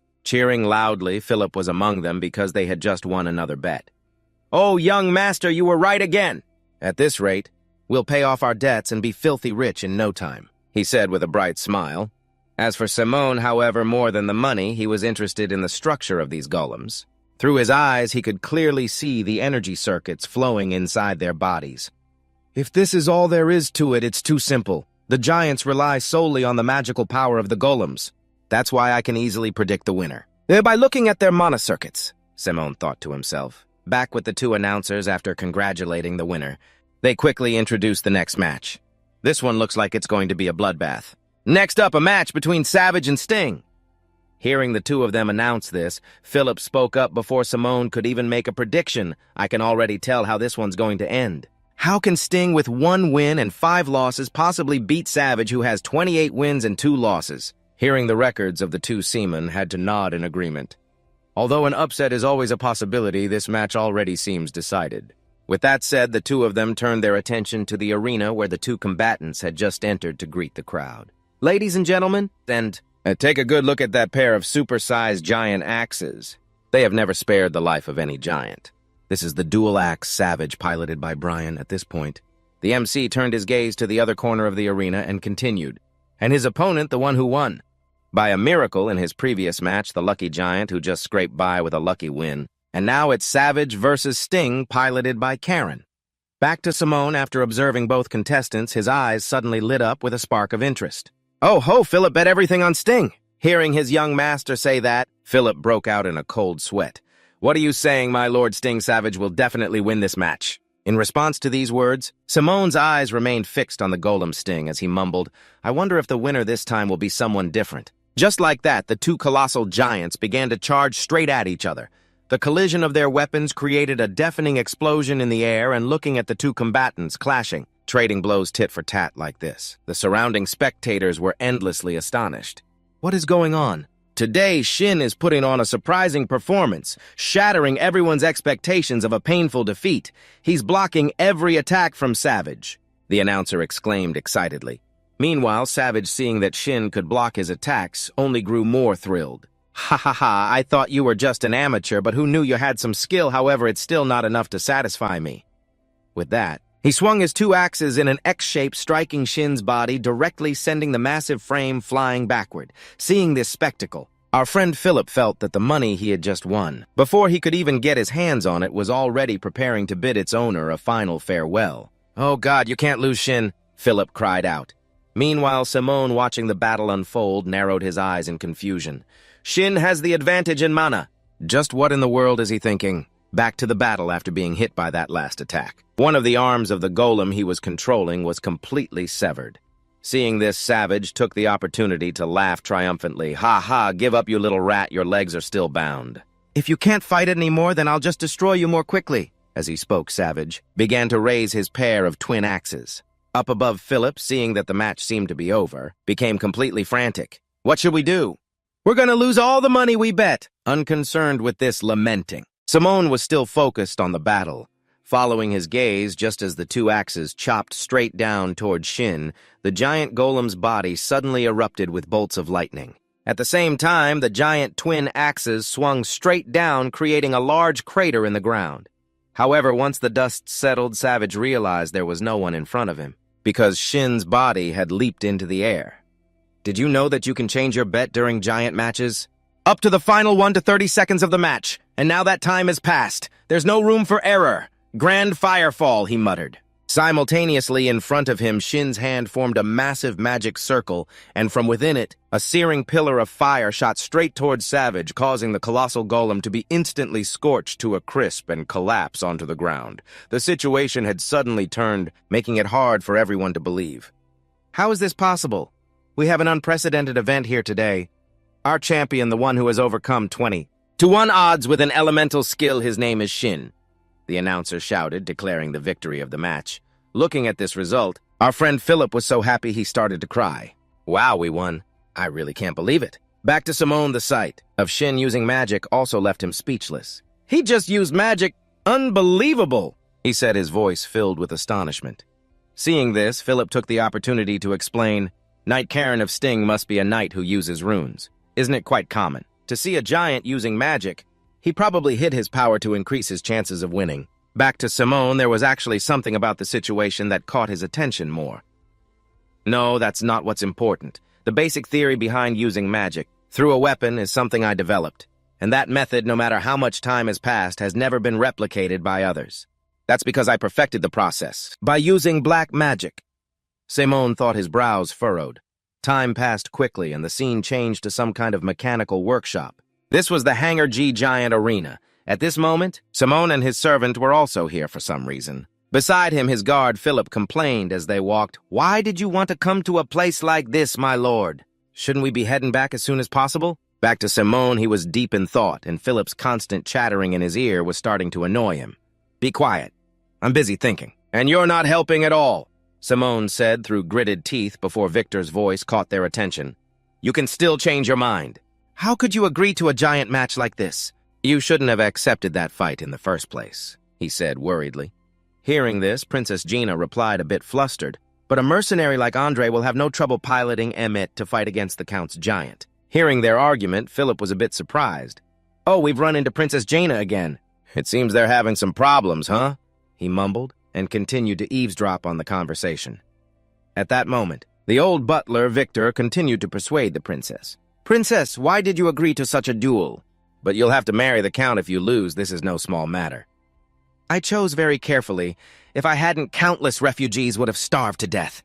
To save everyone, this is the only way." As she said this, a look of sadness appeared in her eyes, but her reasoning only made Victor angrier. "Impossible! How is sacrificing your future a viable option? With a collapsing giant you are certain to lose. You want to protect the refugees, but what about your own life? Why don't you find the way to protect your own life?" he yelled. Not far away, Simone overheard and pieced together the story, but he didn't want to waste time listening to their tale, so he started to leave. "Let's go, Philip. She's done for. Let's head back." "Ah, understood," Philip replied and quickly followed his young master. As they walked, Simone reminded himself, "That's right, she's not Katerina. I don't need to get too deeply involved in this." With that, he quickened his pace. However, the next words from a young man made him stop in his tracks. "That's right. You're selling yourself, princess. The Count is a man who will stop at nothing to get what he wants. He has threatened many refugees before. Without you, princess, the refugees would truly be at a disadvantage, and if you don't replace the Mana Stone at all, this giant won't even be able to operate. Even so, the difference in its specs and the Count's giant is too great to fight. You should listen to your butler." The speaker was a young man with orange hair. Judging by his clothes, he seemed to be a mechanic. Opposite him, Jenna fully understood what he was trying to convey. "I know that all too well. But I can't give up. If I lose without even trying, then who will stand up for the weak?" As she spoke, she couldn't hold back her emotions and burst into tears. Then, for some unknown reason, Simone walked back towards their group and offered, "Then could you let me take a look? That Mana Stone and this giant, I think they can still be used," he offered. However, this kindness was met with a wary gaze from Victor, who even drew his sword, preparing for the worst. "Get back, princess! This is too coincidental to be random. They could be assassins sent by Count Manak." On the other side, Simone, who had kindly offered to help the group, only to be met with such slander, was starting to lose his temper even if he were a saint. "Hey, you're being a real pain in the neck," Simone growled, but luckily Philip, seeing the tense situation, stepped in to explain. "Haha, please lower your sword. This is Duke Simon de Lacan." The 15th descendant of the Lacan family and the current lord heard this explanation. Victor still didn't let his guard down in the slightest. "The heroic Lacan family, how could we possibly trust that?" The old man frowned as he spoke, but Princess Gina stepped forward to stop him. "Victor, please calm down. Princess!" The old man grumbled, seeing her let her guard down so easily. However, Jenna paid no mind to his words. Instead, she turned to look at Simone. "I apologize for our previous encounter. It seems you've heard about our current situation. I'm quite embarrassed to admit it. But we have no other choice. If I may, I would like to ask another favor of you. I beg you." "That's enough." Before she could say more, Simone raised his hand to stop her. "All right. To make sure I'm not mistaken this time, I will demonstrate my skills." After saying that, he took out a dagger and walked towards the giant golem. However, this orange-haired mechanic heard Simone's declaration. He just shook his head with a heavy sigh. "Hey, princess, not just anyone can repair a giant." Hearing this, the man in the iron helmet beside him also nodded in agreement. "There's a reason giant specialists are called steel mages." I wonder if he'll just damage the giant even more. Those spoiled nobles with their big egos always think they know everything, they said sarcastically. And hearing them speak ill of his young master, how could Philip possibly endure it? Immediately, he walked over, put his arms around both of them, and issued a challenge. So you two want to make a bet with me? I'll bet 10,000 pesos that our young master can easily handle the giant that you two bastards couldn't fix. Why should we accept that offer? The orange-haired guy yelled. Don't wanna, huh? Philip taunted. Scared, Philip said, looking at him with a provocative gaze which seriously wounded the guy's pride. What did you say, scared? Fine, I'll double the bet. He challenged back. At the same time, a curious Princess Jenna approached and asked Philip, May I ask a question? With a tool like that, can he really repair the giant? She said, pointing towards Simone, who at that moment only held a small dagger in his hand. Seeing Simone holding something so unrelated to repairs, Philip's usual confidence suddenly halved. Then, under the group's suspicious gazes, Simone immediately used the dagger to slash his own arm. A wound immediately appeared on his palm. Seeing this, Philip thought his young master had gone mad. Young master! His voice filled with worry. As for Simone seeing his guards scream over every little thing, he couldn't help but feel annoyed. Be quiet, Philip, just watch. With that said, he reached out and lightly touched the body of the giant golem in front of him. Next, Simone began to use some kind of dark magic. Immediately, he shouted a single word, revive, causing countless energy circuits to appear and spread across the giant golem's body, the glowing lines looking as if they had come back to life, reflecting in everyone's astonished eyes. Flashing back 500 years ago after using his golem army to wipe out all the intruders. At his own castle, Simone looked directly at the giant stone golem kneeling before him and mumbled, Will you all really fall in a place like this?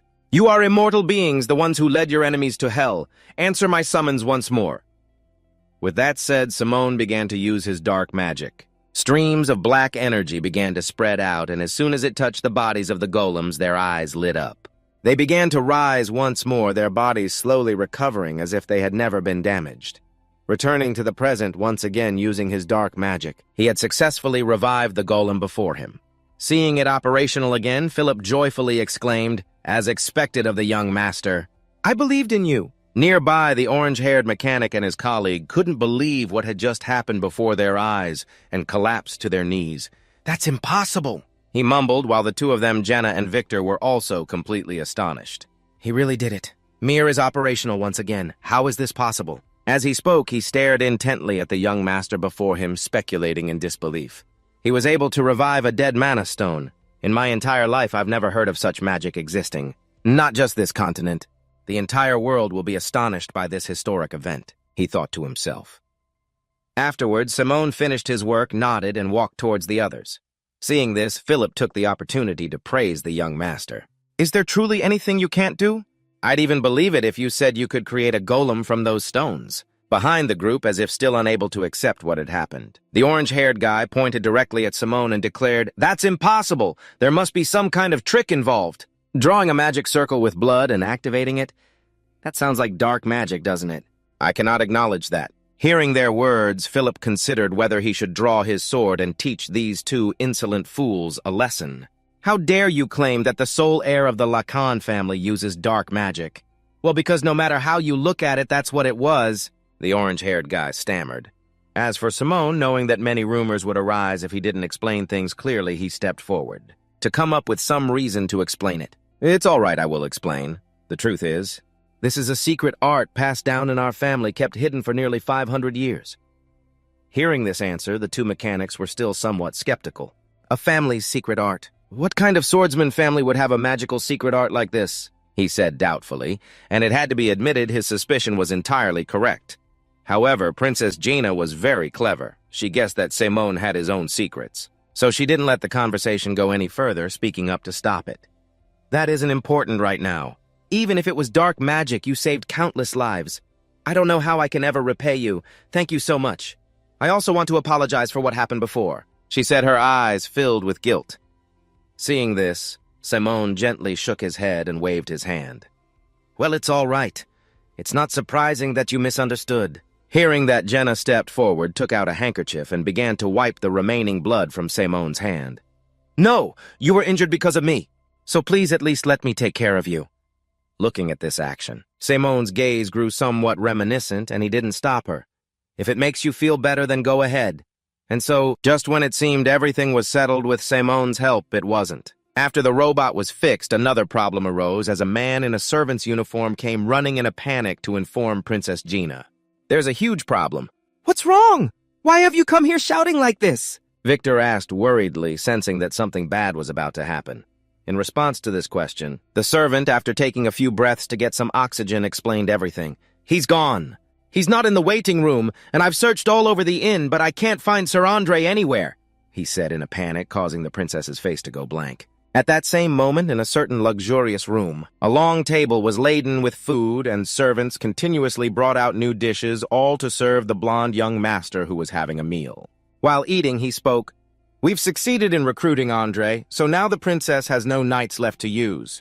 Hearing these words, although not wanting to ruin his mood, another person spoke up to remind him, "It seems they've successfully repaired their giant." After hearing this information, the young master's mood suddenly changed. "Didn't you say their giant couldn't be activated?" he asked in a cold voice. "Yes, that was the case. But recently they—" The other person tried to explain. However, before he could finish his sentence, he was slapped hard across the face, sending him tumbling to the floor. I'm sorry," the black-haired man said fearfully, but the young master's rage hadn't subsided in the slightest. "I hate apologies the most. If you've made a mistake, get lost. You're fired," he said, grinding his teeth. This blonde man was the lord of the llama territory. After dismissing his subordinate, Count Monak irritably turned to the remaining servants and said, "I've completely lost my appetite." "Is there nothing else, no, my lord?" another person hurriedly replied. "There cannot be even the slightest possibility of a problem, not until Princess Jaina is completely mine. Soon everyone will find out what kind of man the Master of Monak is," he said while looking at the giant night golem before him.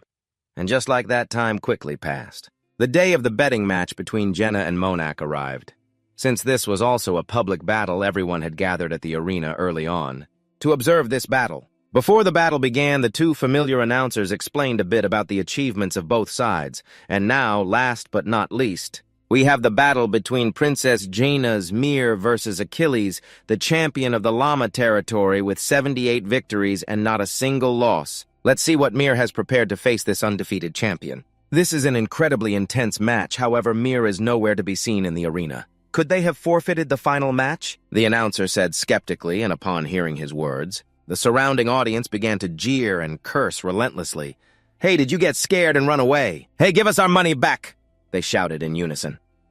Meanwhile, from his observation room, Count Monak looked out at the scene below. He chuckled smugly to himself. "Heh, did you forfeit because you have no knight? That's why Princess Jenna should have accepted my marriage proposal from the start. I'll show you the consequences of daring to wound my pride." Flashing back to when Semon's group had just received the news that the knight Andre had fled. Where did Andre go? I can't find him anywhere. It seems Count Monak has tricked us, the young attendant said bitterly, while the butler Victor couldn't bring himself to believe it. "Andre is a loyal subordinate. Are you saying he has betrayed us?" Hearing this young man also stammered out a piece of information he had overheard somewhere. Actually, someone saw him entering the Count's mansion. Back to Victor at this point, even though he didn't want to, he had to accept the truth and roared in frustration. Damn it, even without Andre's betrayal, there was already a power gap between our giants. I can't believe he would be so despicable. This isn't just about crushing us with power. The more the old man spoke, the more his blood seemed to boil, while the princess, Jaina, had unconsciously started trembling in fear. Back to Semon, seeing Gina's predicament, he decided to help her through and made a suggestion. "Then you'll be forced to marry him, right? If it's not too much trouble, I think I can help you with this." Hearing this, Jenna's eyes lit up a little and she turned to ask, "How do you plan to do that?" Behind Simone, his friend Philip also spoke up to remind him, "Young master, it's not that I don't trust you, but have you forgotten the accident that happened last time you tried to pilot a giant?" In response, Simone gave his guard a confident look. "Don't worry, piloting a giant is simple." Returning to the present while everyone was jeering, the giant Mir stepped out from the other side of the arena. "Oh, we thought Mir had forfeited the match, but there he is." He entered the arena just in time. He didn't run even when facing the undefeated Achilles. As for Count Monak, he watched the warrior Golem appear. His expression immediately turned to anger, and he tightened his grip on the glass in his hand. "Didn't you say the princess's side had no more? Another scholar, you say?" He coldly questioned the subordinate behind him. "I'm certain they have no knights left." The subordinate affirmed this. Hearing that Monarch made a guess, so did the princess hire a mercenary. Impossible. I'm sure she realizes the importance of this match. But for someone to be so foolish as to dare side with the princess in my territory? Meanwhile, in another corner of the stands, Jenna and Victor were also present. "Mr. Victor, what about the match?" she asked worriedly. "We're not too late. Luckily, we made it just in time," Victor replied. Hearing this, the princess let out a sigh of relief. "Thank goodness, but will this really be okay?" At a glance, the performance difference between the giants is huge, and the opposing knight is the champion of the llama territory, she said as she looked at the two golems below. And just a quick glance at their sizes made even Jaina herself doubt that she could really win. In response to this, Simone from behind spoke up to reassure them everything will be fine, although he usually seems quite naive that man's skills are anything but ordinary. Inside the mere golem, our friend Philip, who was piloting it, was also muttering, "Young master, why would you do this to me?" he complained under his breath. Back to the battle, the announcer's voice continued to ring out the giant Mir, who we all predicted would forfeit. Has arrived just in time. However, as we can see, the difference in specifications is quite clear, especially when facing the undefeated champion, Achilles. From the audience's perspective, looking at the size disparity between the two, they couldn't understand who would set up such a lopsided match. That giant, are they really going to fight? Ha ha ha, unbelievable. They should just run. Calling that piece of junk a giant, can it even move? The crowd burst out laughing at Mir's shabby appearance. As for Achilles, the fact that Mir didn't run away had earned a certain amount of his respect. "I commend you for not running away. However, you must know how this match will end." "I don't intend to hold back," he said, tightening his grip on the mace in his hand. On the opposite side, Philip calmly replied, "We won't know until we try." "Ha ha, very well. Let us put that confidence to the test." Saying that, Achilles swung his giant mace straight at Philip, creating a large crater in the ground. Luckily, Philip had anticipated this attack. So at the same moment, he piloted his golem to jump aside and dodge the blow. Just looking at its destructive power made Philip's scalp tingle. If I were unlucky enough to take a hit like that, this golem would be turned into scrap metal. His power is indeed as great as his size, but just being big and strong doesn't make you the good warrior. As he spoke, Philip took the opportunity after Achilles' attack to rush in close. However, Achilles also reacted extremely quickly. Before the guard could even get close, he swung the mace once more, forcing Philip to quickly lower his golem's body to be able to dodge. He's too fast. This is dangerous, Philip thought to himself. Meanwhile, seeing that Philip could only dodge Achilles, let out a taunt. "It seems your confidence was just baseless." Hearing these words, "Our Philip couldn't offer any rebuttal. This is bad. That pilot is at least a veteran knight." And so it went. As time passed, the arena was smashed to pieces under Achilles' onslaught. Attack even more now Achilles continued to unleash a barrage of attacks towards Mir. It seemed like the match would end soon. But Mir hasn't been hit by a single blow, the announcer's voice rang out as at that moment. In everyone's eyes, despite possessing incredibly powerful attacks, not a single one of Achilles' strikes could touch Mir. Looking at the way Philip dodged these attacks, it felt as if he were toying with Achilles. Back with Simone's group, although they were extremely impressed with Philip's evasive abilities, old Victor was still terrified. It's incredible, but you can't win by just running away like that. Hearing this, Princess Jaina turned and whispered to him, "Victor, don't worry. The young duke said that Philip is a very strong knight. Just trust in him." He could hear all the whispers of the two people beside him. However, Simone's gaze remained focused on the battle. "Hey, I can hear you. He's faced countless different knights, so he's definitely a skilled knight, but he needs more training." Asterisk. What on earth is he doing, Asterisk? Simone wondered as he watched Philip scampering away while Achilles pursued him relentlessly. But after running for a while, Philip started to feel a bit annoyed. Damn it, doesn't this guy ever get tired? Asterisk, if that's the case, how about a sneak attack, Asterisk, he thought. Philip immediately had the golem turn around, and before Achilles could react, he swung his sword straight at his opponent. However, his attack didn't even leave a single scratch on that giant armor. The only effect of that attack was to make Achilles even more furious. "So you finally want to fight for real? Then I'll go all out too." After speaking, Achilles leaped into the air, simultaneously raising his mace, and seeing this move of his, the two commentators shouted excitedly, "Oh, there it is! That's the champion's finishing move! Will Mir be able to dodge it this time?" Staring at the devastating attack before him, Philip could only manage a strained smile. Asterisk man, I'm so dead. And just like that, a loud bang echoed across the four corners of the arena as a massive explosion kicked up a thick cloud of dust. But when the smoke and dust cleared, Achilles' surprised voice rang out. "I can't believe you managed to dodge that," he said, glancing at Philip behind him. In response, Philip's voice changed slightly. "Uncle Roger will kill me if he finds out about this. But what else can I do now? I must win because the young master has placed his hopes in me. You will regret this moment for the rest of your life for making me unleash my full power," Philip declared resolutely. Feeling the change in the atmosphere emanating from him, Achilles' expression changed, becoming more serious than ever. Asterisk, heh, but to have an aura of that magnitude at such a young age. "I can tell from your movements. It seems I've finally met a worthy opponent." Just as he finished speaking, a holographic screen suddenly appeared before him. The person in the frame was none other than Count Monak, wearing a foul expression as if he'd just been bitten by a dog.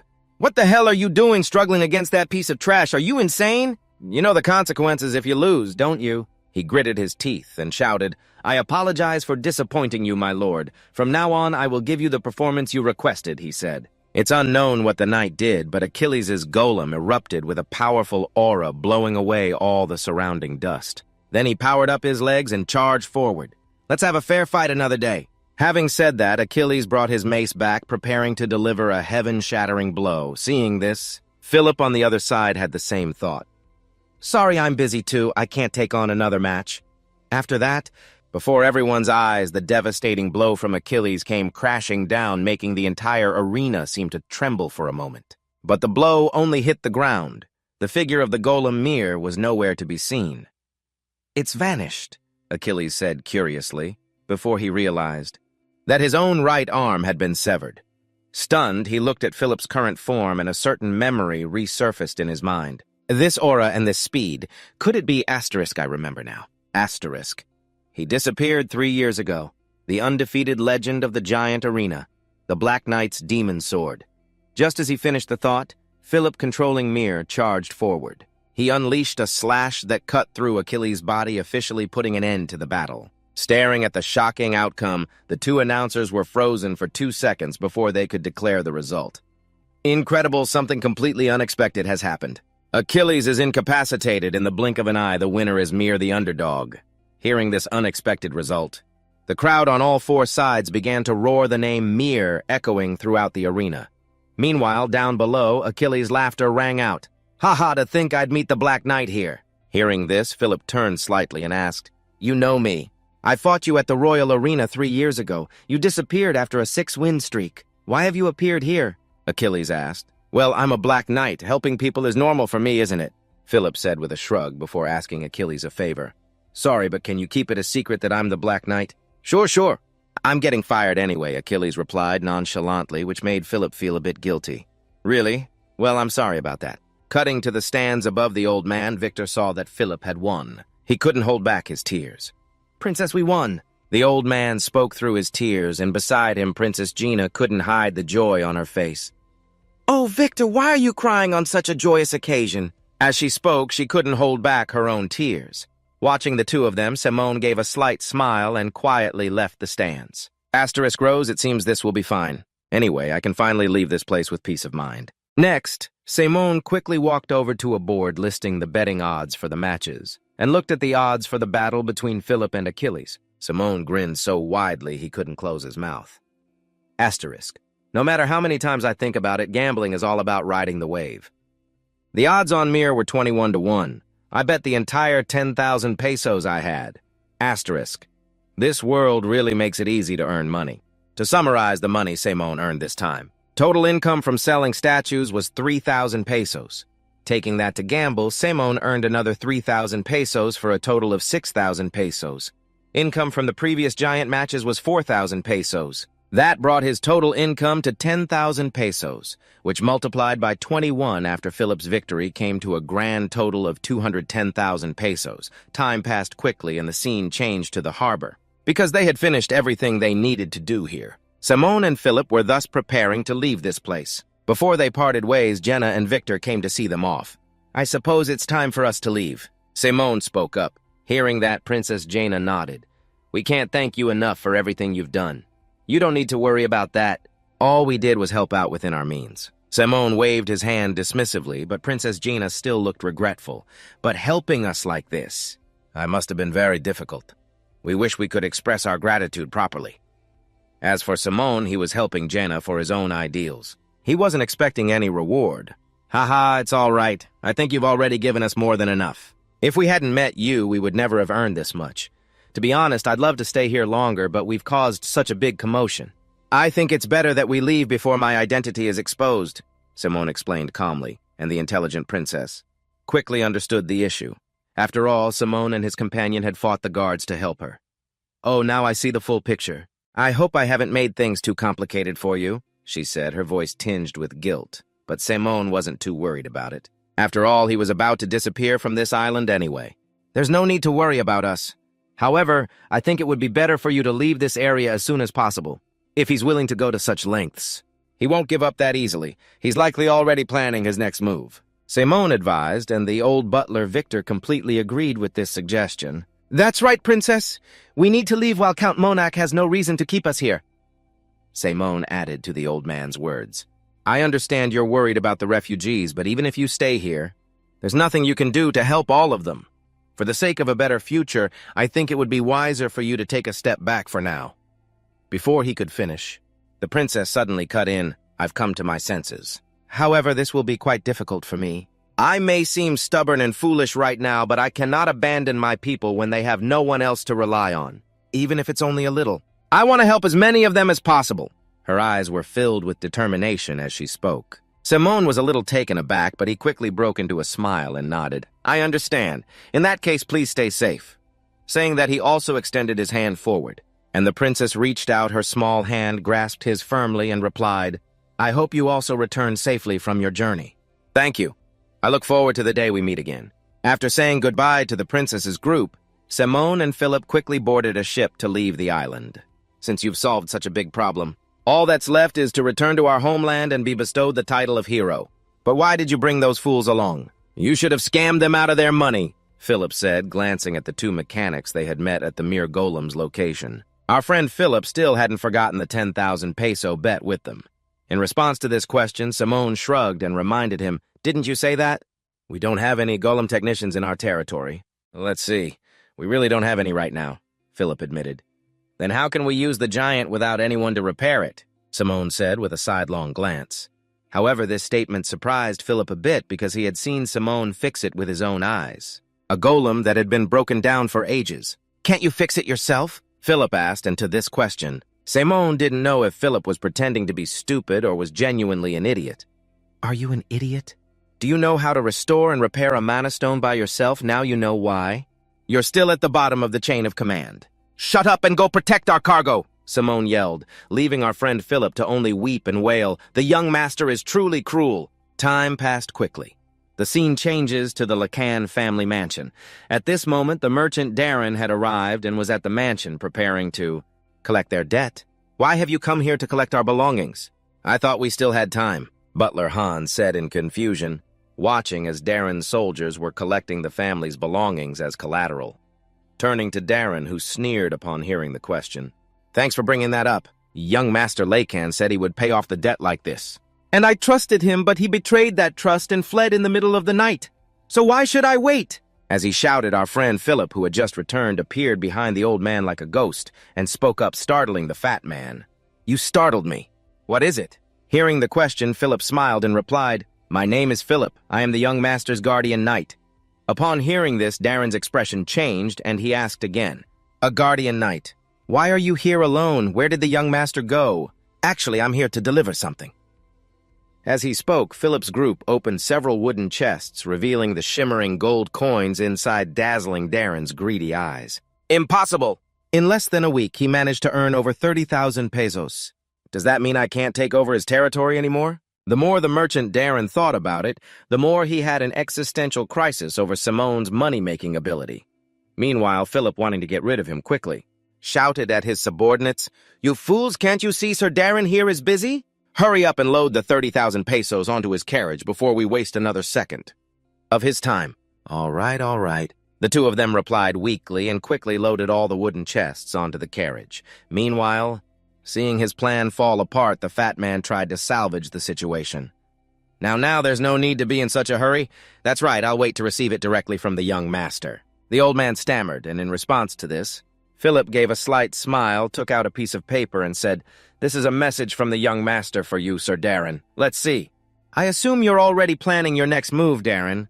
Now that we've paid off the debt, you will be considered a trespasser if you stay here to cause trouble, so I advise you to prepare yourself. According to Article 36, Section 34 of the Royal Law of Nobility, nobles whose territories or properties are trespassed upon have the right to execute the trespassers. Unless you want to be split in two, I advise you to leave right now." That's the end of the young master's message. He also told me to give you 3 seconds. That's his final message, he said. Our friend Philip then drew his sword, making the fat old man's scalp tingle with fear. In the end, the old man could only take the money he received, and hastily drove his carriage away from this place. "You'll regret this," he uttered a meaningless threat. Watching the carriage drive away, Philip wasn't worried at all. At least those people know how terrifying the young master is. I'm fully aware of that myself. At the same time, Butler Han's group, still stunned by the situation before them, called out to Philip. Philip turned back emotionally and said to the group, "Everyone, you can rejoice now. The young master and I have finally—" Before he could finish, he noticed everyone's gazes seemed a bit different. "Philip, how dare you sell the Lacan family's wall?" "Right. I won't let you get away with this. And where did the young master go?" "Don't tell me something happened to him," Captain Rogers said as he grabbed Philip by the collar, scaring him so much that the whites of his eyes showed. "Philip, can you give me a moment?" Philip said hastily, but was met with a shout from Roger, "Stop making excuses and answer my question." With that said, he stared intently at Philip with his 2 large, bull-like eyes, making Philip afraid to meet his gaze. "The young master." At the same time, the scene shifts to the Demon King's tower. This was Simon's first time back here in 500 years. He gently pushed open the door and looked at the scene around him. Simone let out a sigh. "Ha, this place is a real mess. I guess that's to be expected. There's no way they could have taken good care of this place." As he spoke, he snapped his fingers, and instantly all the lamps inside the tower lit up with an eerie blue flame, making the atmosphere of the Demon King's castle even more fitting of its name.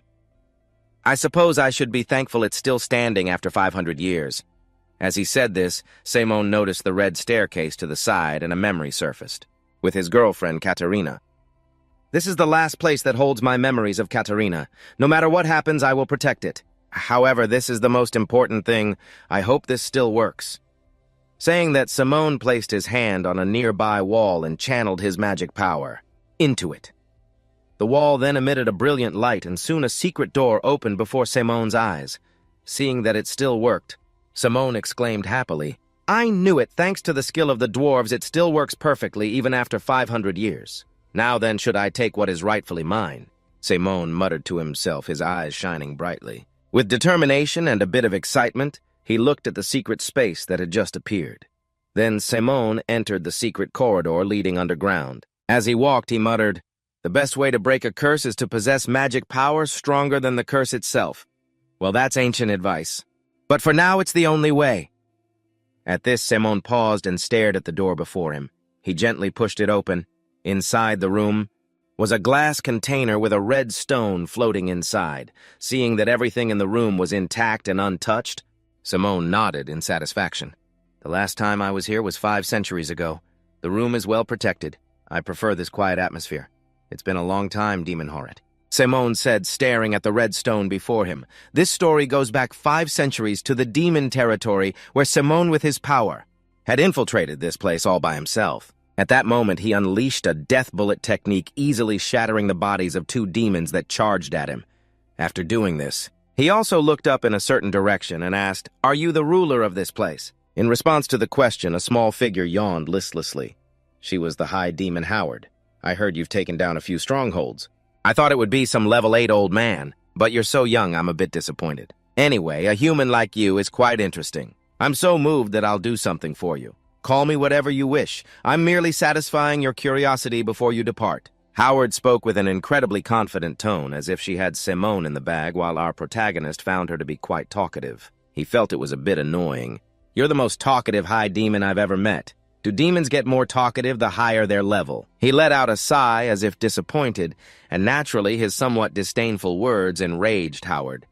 "You fool, I showed you mercy, yet you refuse it. You're arrogant just because you defeated a few low-level demons.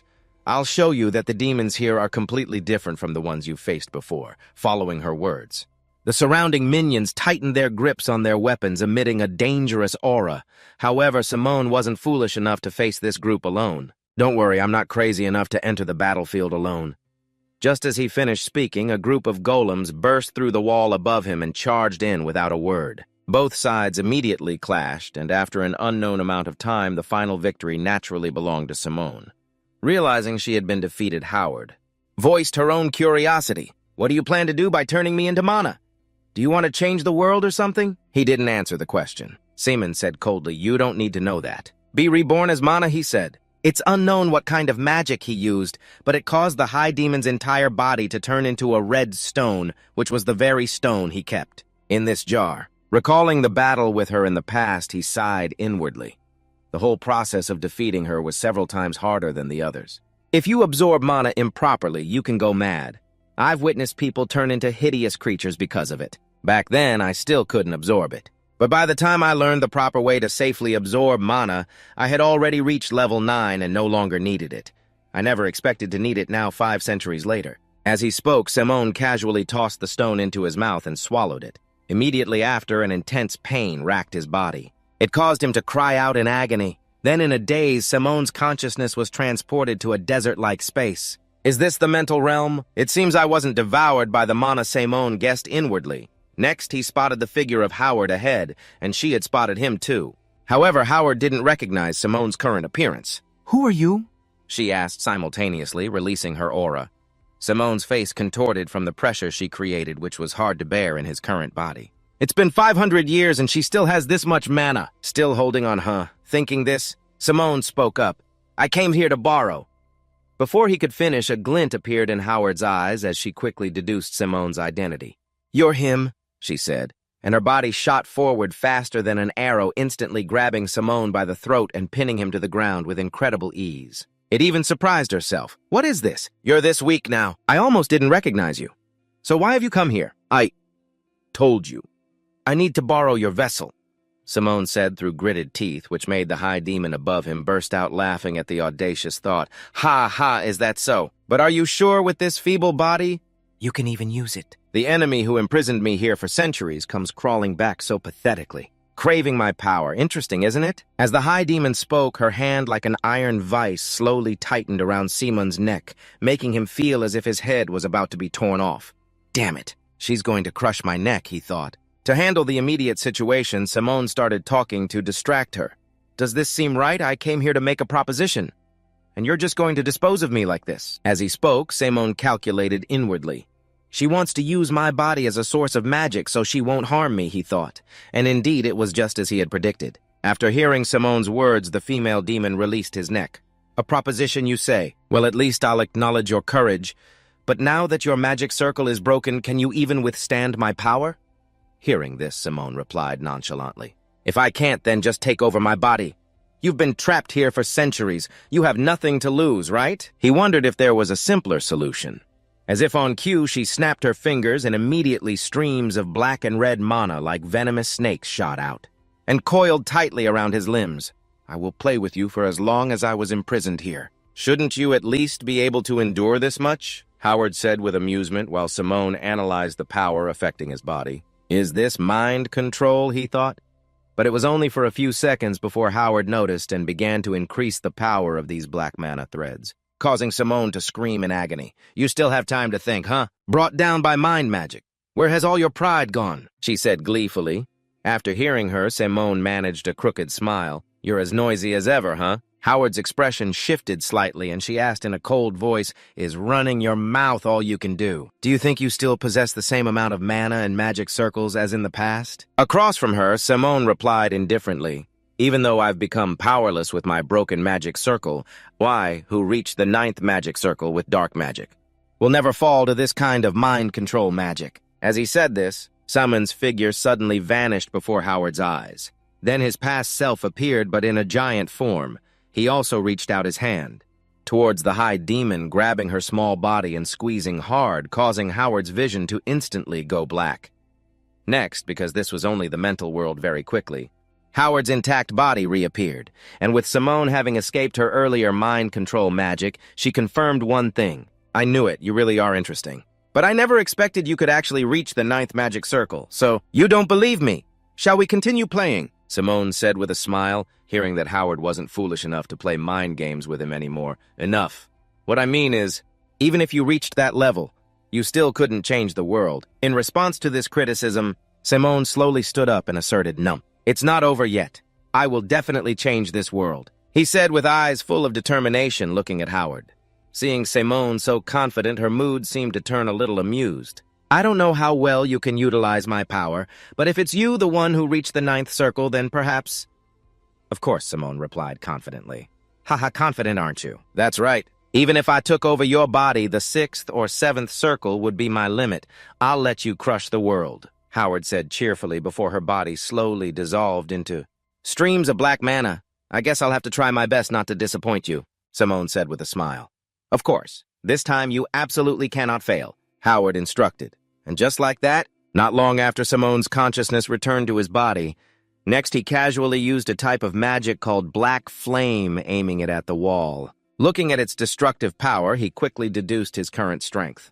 "It seems I've only reached the 3rd circle, but having a foundation like this is more than enough. Perhaps the mana has been purified, so its color looks a bit different than before.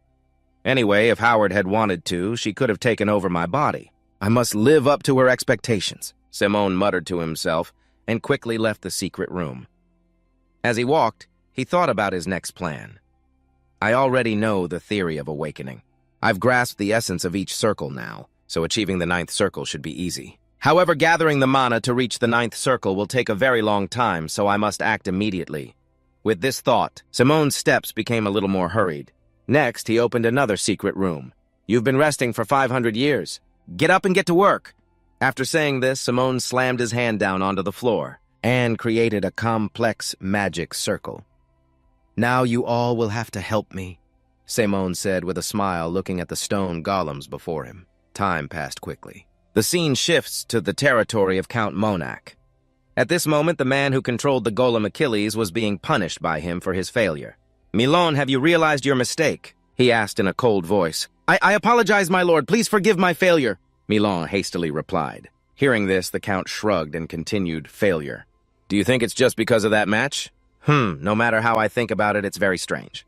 Despite the power gap being as much as 5 times, you still lost. Wouldn't anyone who saw it say you secretly conspired with Jenna?" The more he spoke, the darker his face became, causing the alarm bells in Milon's heart to ring non-stop and urging him to explain. "But I swore my loyalty to you. I would never do that. I swear on my honor as a knight that I would never do such a thing." "Knight's honor, is that all you can say?" Achilles sneered mockingly. At the same time, the henchman at his side raised the sword in his hand as if wanting to send him to his grave. With no other way to save his life, Milon had to speak up. I know a few things about the man who piloted that giant. 3 years ago, I faced him at the Royal Giant Arena. He was famous for being the undefeated knight." "So who did they team up with?" Monak asked. But as for that question, Milon had no answer. "They left right after that. So no one knows their identities anymore." "I see. Then you are useless." Monak said this while gesturing with his eyes to his subordinates, causing Milon's face to turn pale. "What I'll find him, I swear, please spare." Before he could finish, the sound of a sword slicing through the air rang out, ending the knight's life. Seeing that he had gone to meet his maker, Monak calmly left the room as if nothing had happened. Outside, a subordinate was waiting to report. "Princess Gina has stayed in Lama, it seems, because of the refugees." Hearing this, Monak gritted his teeth, his eyes flashing with anger as he gave his orders. "Understood. Continue to monitor her every move.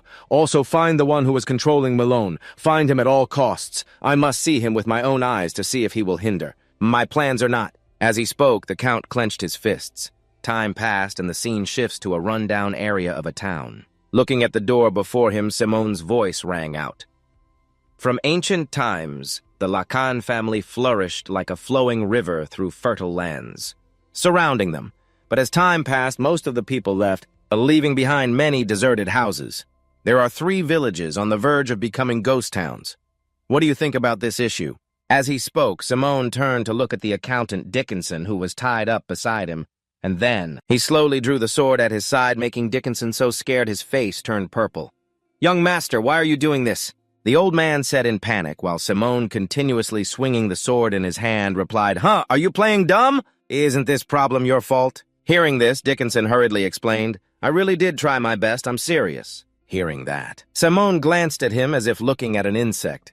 You tried your best. He really wanted to hang him in the middle of the square as an example, but the more he looked at his records, the more interesting he found him. You are a talent recognized by the entire empire. But instead, you refused offers from other territories and chose to come here. I requested the financial ledgers for the past 15 years to see what you've done. And you actually brought me all of them within 1 day without a single error. You really are useful. Opposite him, hearing these words of praise from Simone, the old man's face lit up and he laughed out loud. Ha ha ha! I am very good at calculations, you know. To brag a bit, I can solve all the problems in my head, he boasted arrogantly. However, just a second later, the old man couldn't laugh anymore. That's precisely the problem, Seaman muttered, leaving Dickinson a bit confused. Next, before his dazed eyes, Simone reached out, grabbed him tightly by the collar, and threw him straight down the slope. Yes, just like that. His whole body rolled down like a ball while Simone slid down gracefully behind him. Then, upon crashing into a cliff, Dickinson's body finally came to a stop, and the ropes binding his body came undone as well. Why did you do that? The old man stammered a question. Then, after witnessing the impoverished town before him, his voice trailed off. This place is... Are these people really residents of the Viscounty? It can't be. According to my average calculations, there shouldn't be slums like this. Dickinson thought to himself in a daze, and as if reading his mind, Simone walked up beside him and said in a cold voice, How does it feel to actually see the village with your own eyes? You can't just summarize human lives with numbers. You need to spend time with them and find out for yourself why the Viscounty has fallen into such a state. If you don't find the cause, you will no longer work for us. Are you going to fire me, my lord? Dickinson stammered, and in response to his question was a bright yet dangerous smile from our protagonist. Would you like to quit right now? Seeing that, the bald old man shuddered and immediately ran towards the townspeople to find out what was going on. Everyone, I am Dixon, the accountant of the Lacan family. I'm here to improve your living conditions, back to Seaman, seeing Dickinson working so enthusiastically to avoid being kicked out of the family, he had some thoughts of his own. I don't mind seeing the Lacan family fall, but there's a right time for that. I need to improve this place, so that I can advance my magic circle. With that thought, Simone also left the town, leaving everything for Dixon to handle himself. The scene shifts to the Lacan mansion, where Philip was still being confronted by two people, Han and Roger, who were giving him a lecture. Tell me again. Sir Philip, is it true that he paid off the debt by gambling? That's right, sir, Philip said weakly. After his words, everyone in the main hall turned to whisper amongst themselves. Oh my God, he really solved the debt problem by gambling. If people find out about this, the family's reputation will be ruined. Why didn't you stop him? A blond man asked, while Butler Han was so stunned he nearly fainted on the spot. Oh heavens, we've built the family's reputation for centuries. And yet he goes and destroys it all. As for Roger, after grinding his teeth in frustration, he glared at Philip and asked, Hey, Philip, his identity wasn't revealed, was it? Of course not, I'm not that stupid. Philip affirmed confidently, but as he said this, he realized he might have slipped up a bit. How dare you raise a weapon against the heir? The sole heir of the Lacan family. Those were the words that Philip had declared to the scammers inside the casino. Remembering this, his face turned pale and he tearfully admitted, I guess I really am that stupid. Hearing this, Roger in front of him drew his sword, wanting to run him through. You idiot! He yelled in frustration. Turning back to Butler Han, regardless of whether Simone's identity was revealed in the casino or not, he was still concerned about bigger issues. Even if his identity wasn't revealed in the casino, it's only a matter of time before people find out. Considering Count Monac's intelligence network, he is the Lord of Lama, so all news will reach his ears. And with his malicious nature, he might seek revenge by any means possible if he does. In reality, we can't do anything because the one who said this is a distant relative of the Emperor. Han's face couldn't hide his anxiety, and next to him, the captain of the Knights, Roger, also agreed with this. Count Monac expands his territory through wars, and we've basically given him a reason to wage war against us. Han felt even more discouraged and wondered, I wonder what the young master was thinking when he did that. In response to his question, Simone, who had just returned to the mansion, spoke up.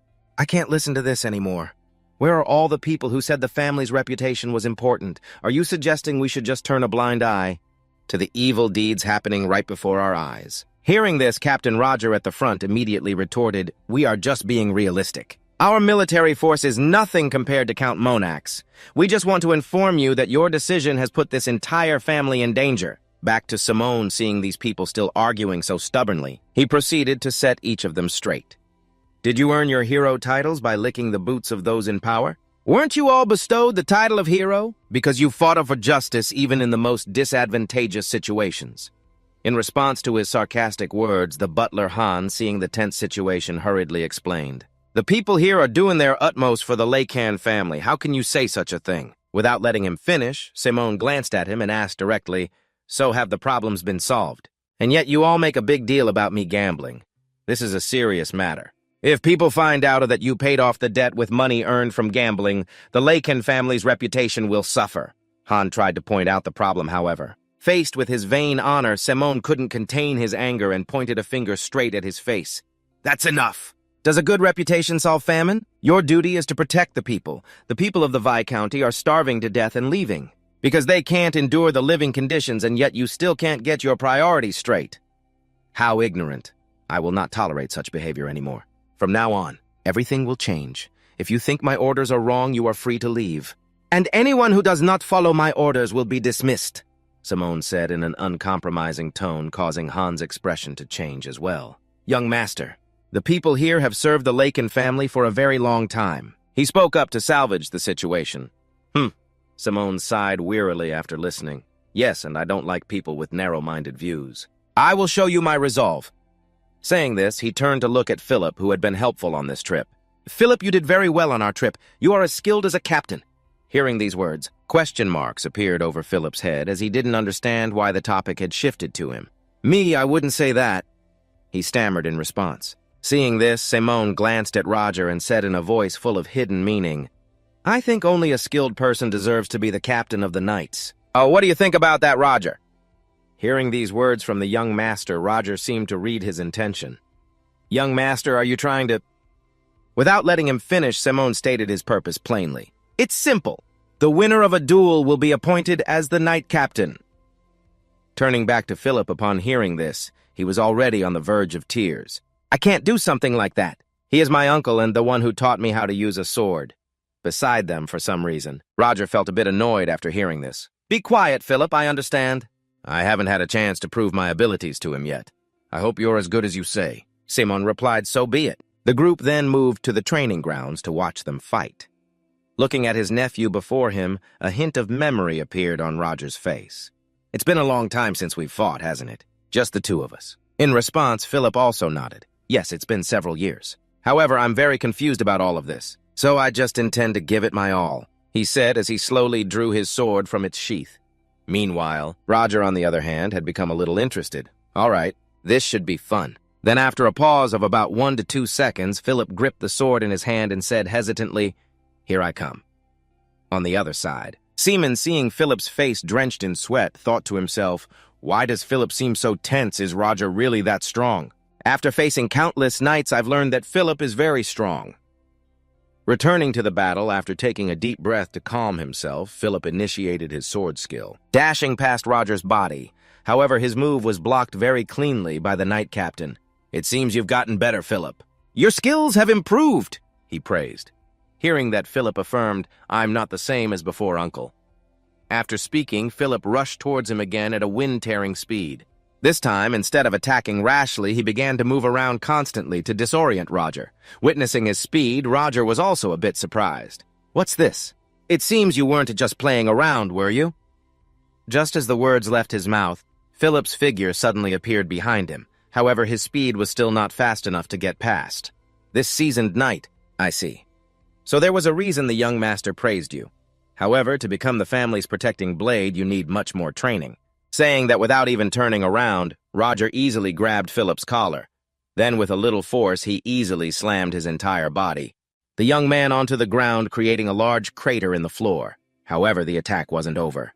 While Philip's eyes were still rolling back in pain, his uncle followed up with a kick that sent his whole body flying like a torn sack. As a result, Philip hadn't even had a chance to show much before he was beaten to a pulp by his uncle. A feeling of unwillingness began to well up inside Philip, causing him to shout, It's not over yet! In response to these words, Roger calmly placed his sword on his neck and shook his head. The match is over. Young master, is this enough to show you why I am the commander of the knights? he said while glancing towards Simone. Not far away, witnessing his performance, although he didn't like the man's attitude, Simone had to crack a smile and admit, "His skills are very impressive." Time passed quickly.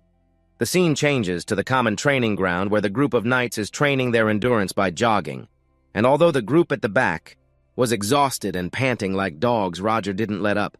"Don't stop. We haven't run enough yet. The young master is watching." "Run faster!" "Yes, sir," the men shouted in unison.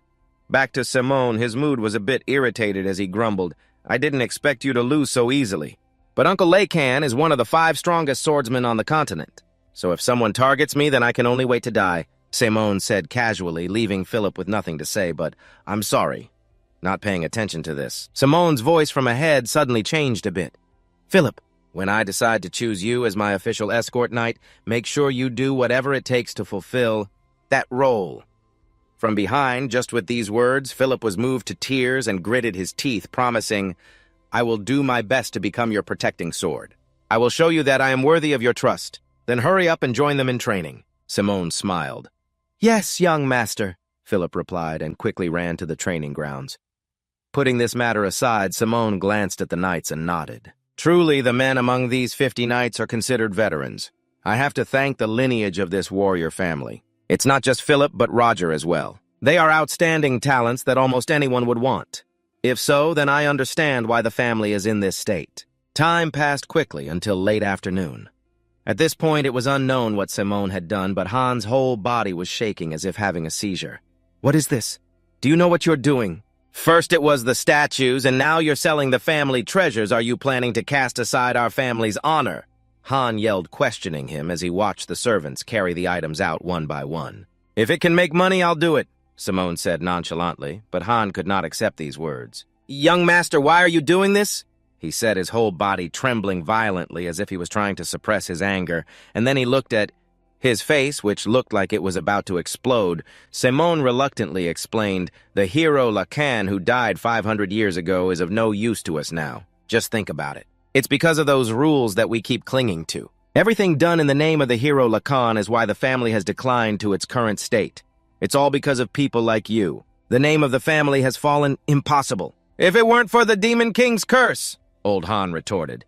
Yet his very words were the best proof that such an attitude was also the problem. "Praising the good fortune of our predecessors and blaming our decline on the Demon King, let me make it clear to you, I intend to become someone even greater than the hero, Lacan. So if you still intend to cling to those old principles of yours, then I will erase your name from the family's history." As he spoke, Simone took out a dagger and slammed it firmly into the table as if to demonstrate his resolve. Having said that, he stormed out of the room in frustration. After he left, the remaining servants gathered around Han. "Are you all right, sir?" At their words, Han's entire body trembled uncontrollably. "Young master, I still remember when you would sit on my lap and listen to me read. I can't believe you've changed so much. Because you keep visiting the Demon King's castle, there's no doubt about it now. It must be the Demon King's curse." Outside, as soon as Simone emerged, his friend Philip awkwardly tried to persuade him, "Young master, just this once. Could you please listen to Mr. Han? What you just said was too—" Without letting him finish, Simone cut in, "Harsh, you say. I see it a bit differently. I don't intend to give Mr. Han time to think, and I've pushed him as far as I possibly can with what I've said." Simone paused for a beat before getting to his point. "Never mind that. Have you completed the task I gave you?" Hearing this, Philip's expression changed, and he hastily whispered a reminder. "Young master, you're too loud. I had a very difficult time getting this information from Mr. Han." "So where is it?" Simone asked with interest, causing his friend Philip's face to turn pale. "Keep your voice down about that." "Blah, blah." He whispered something into Simone's ear.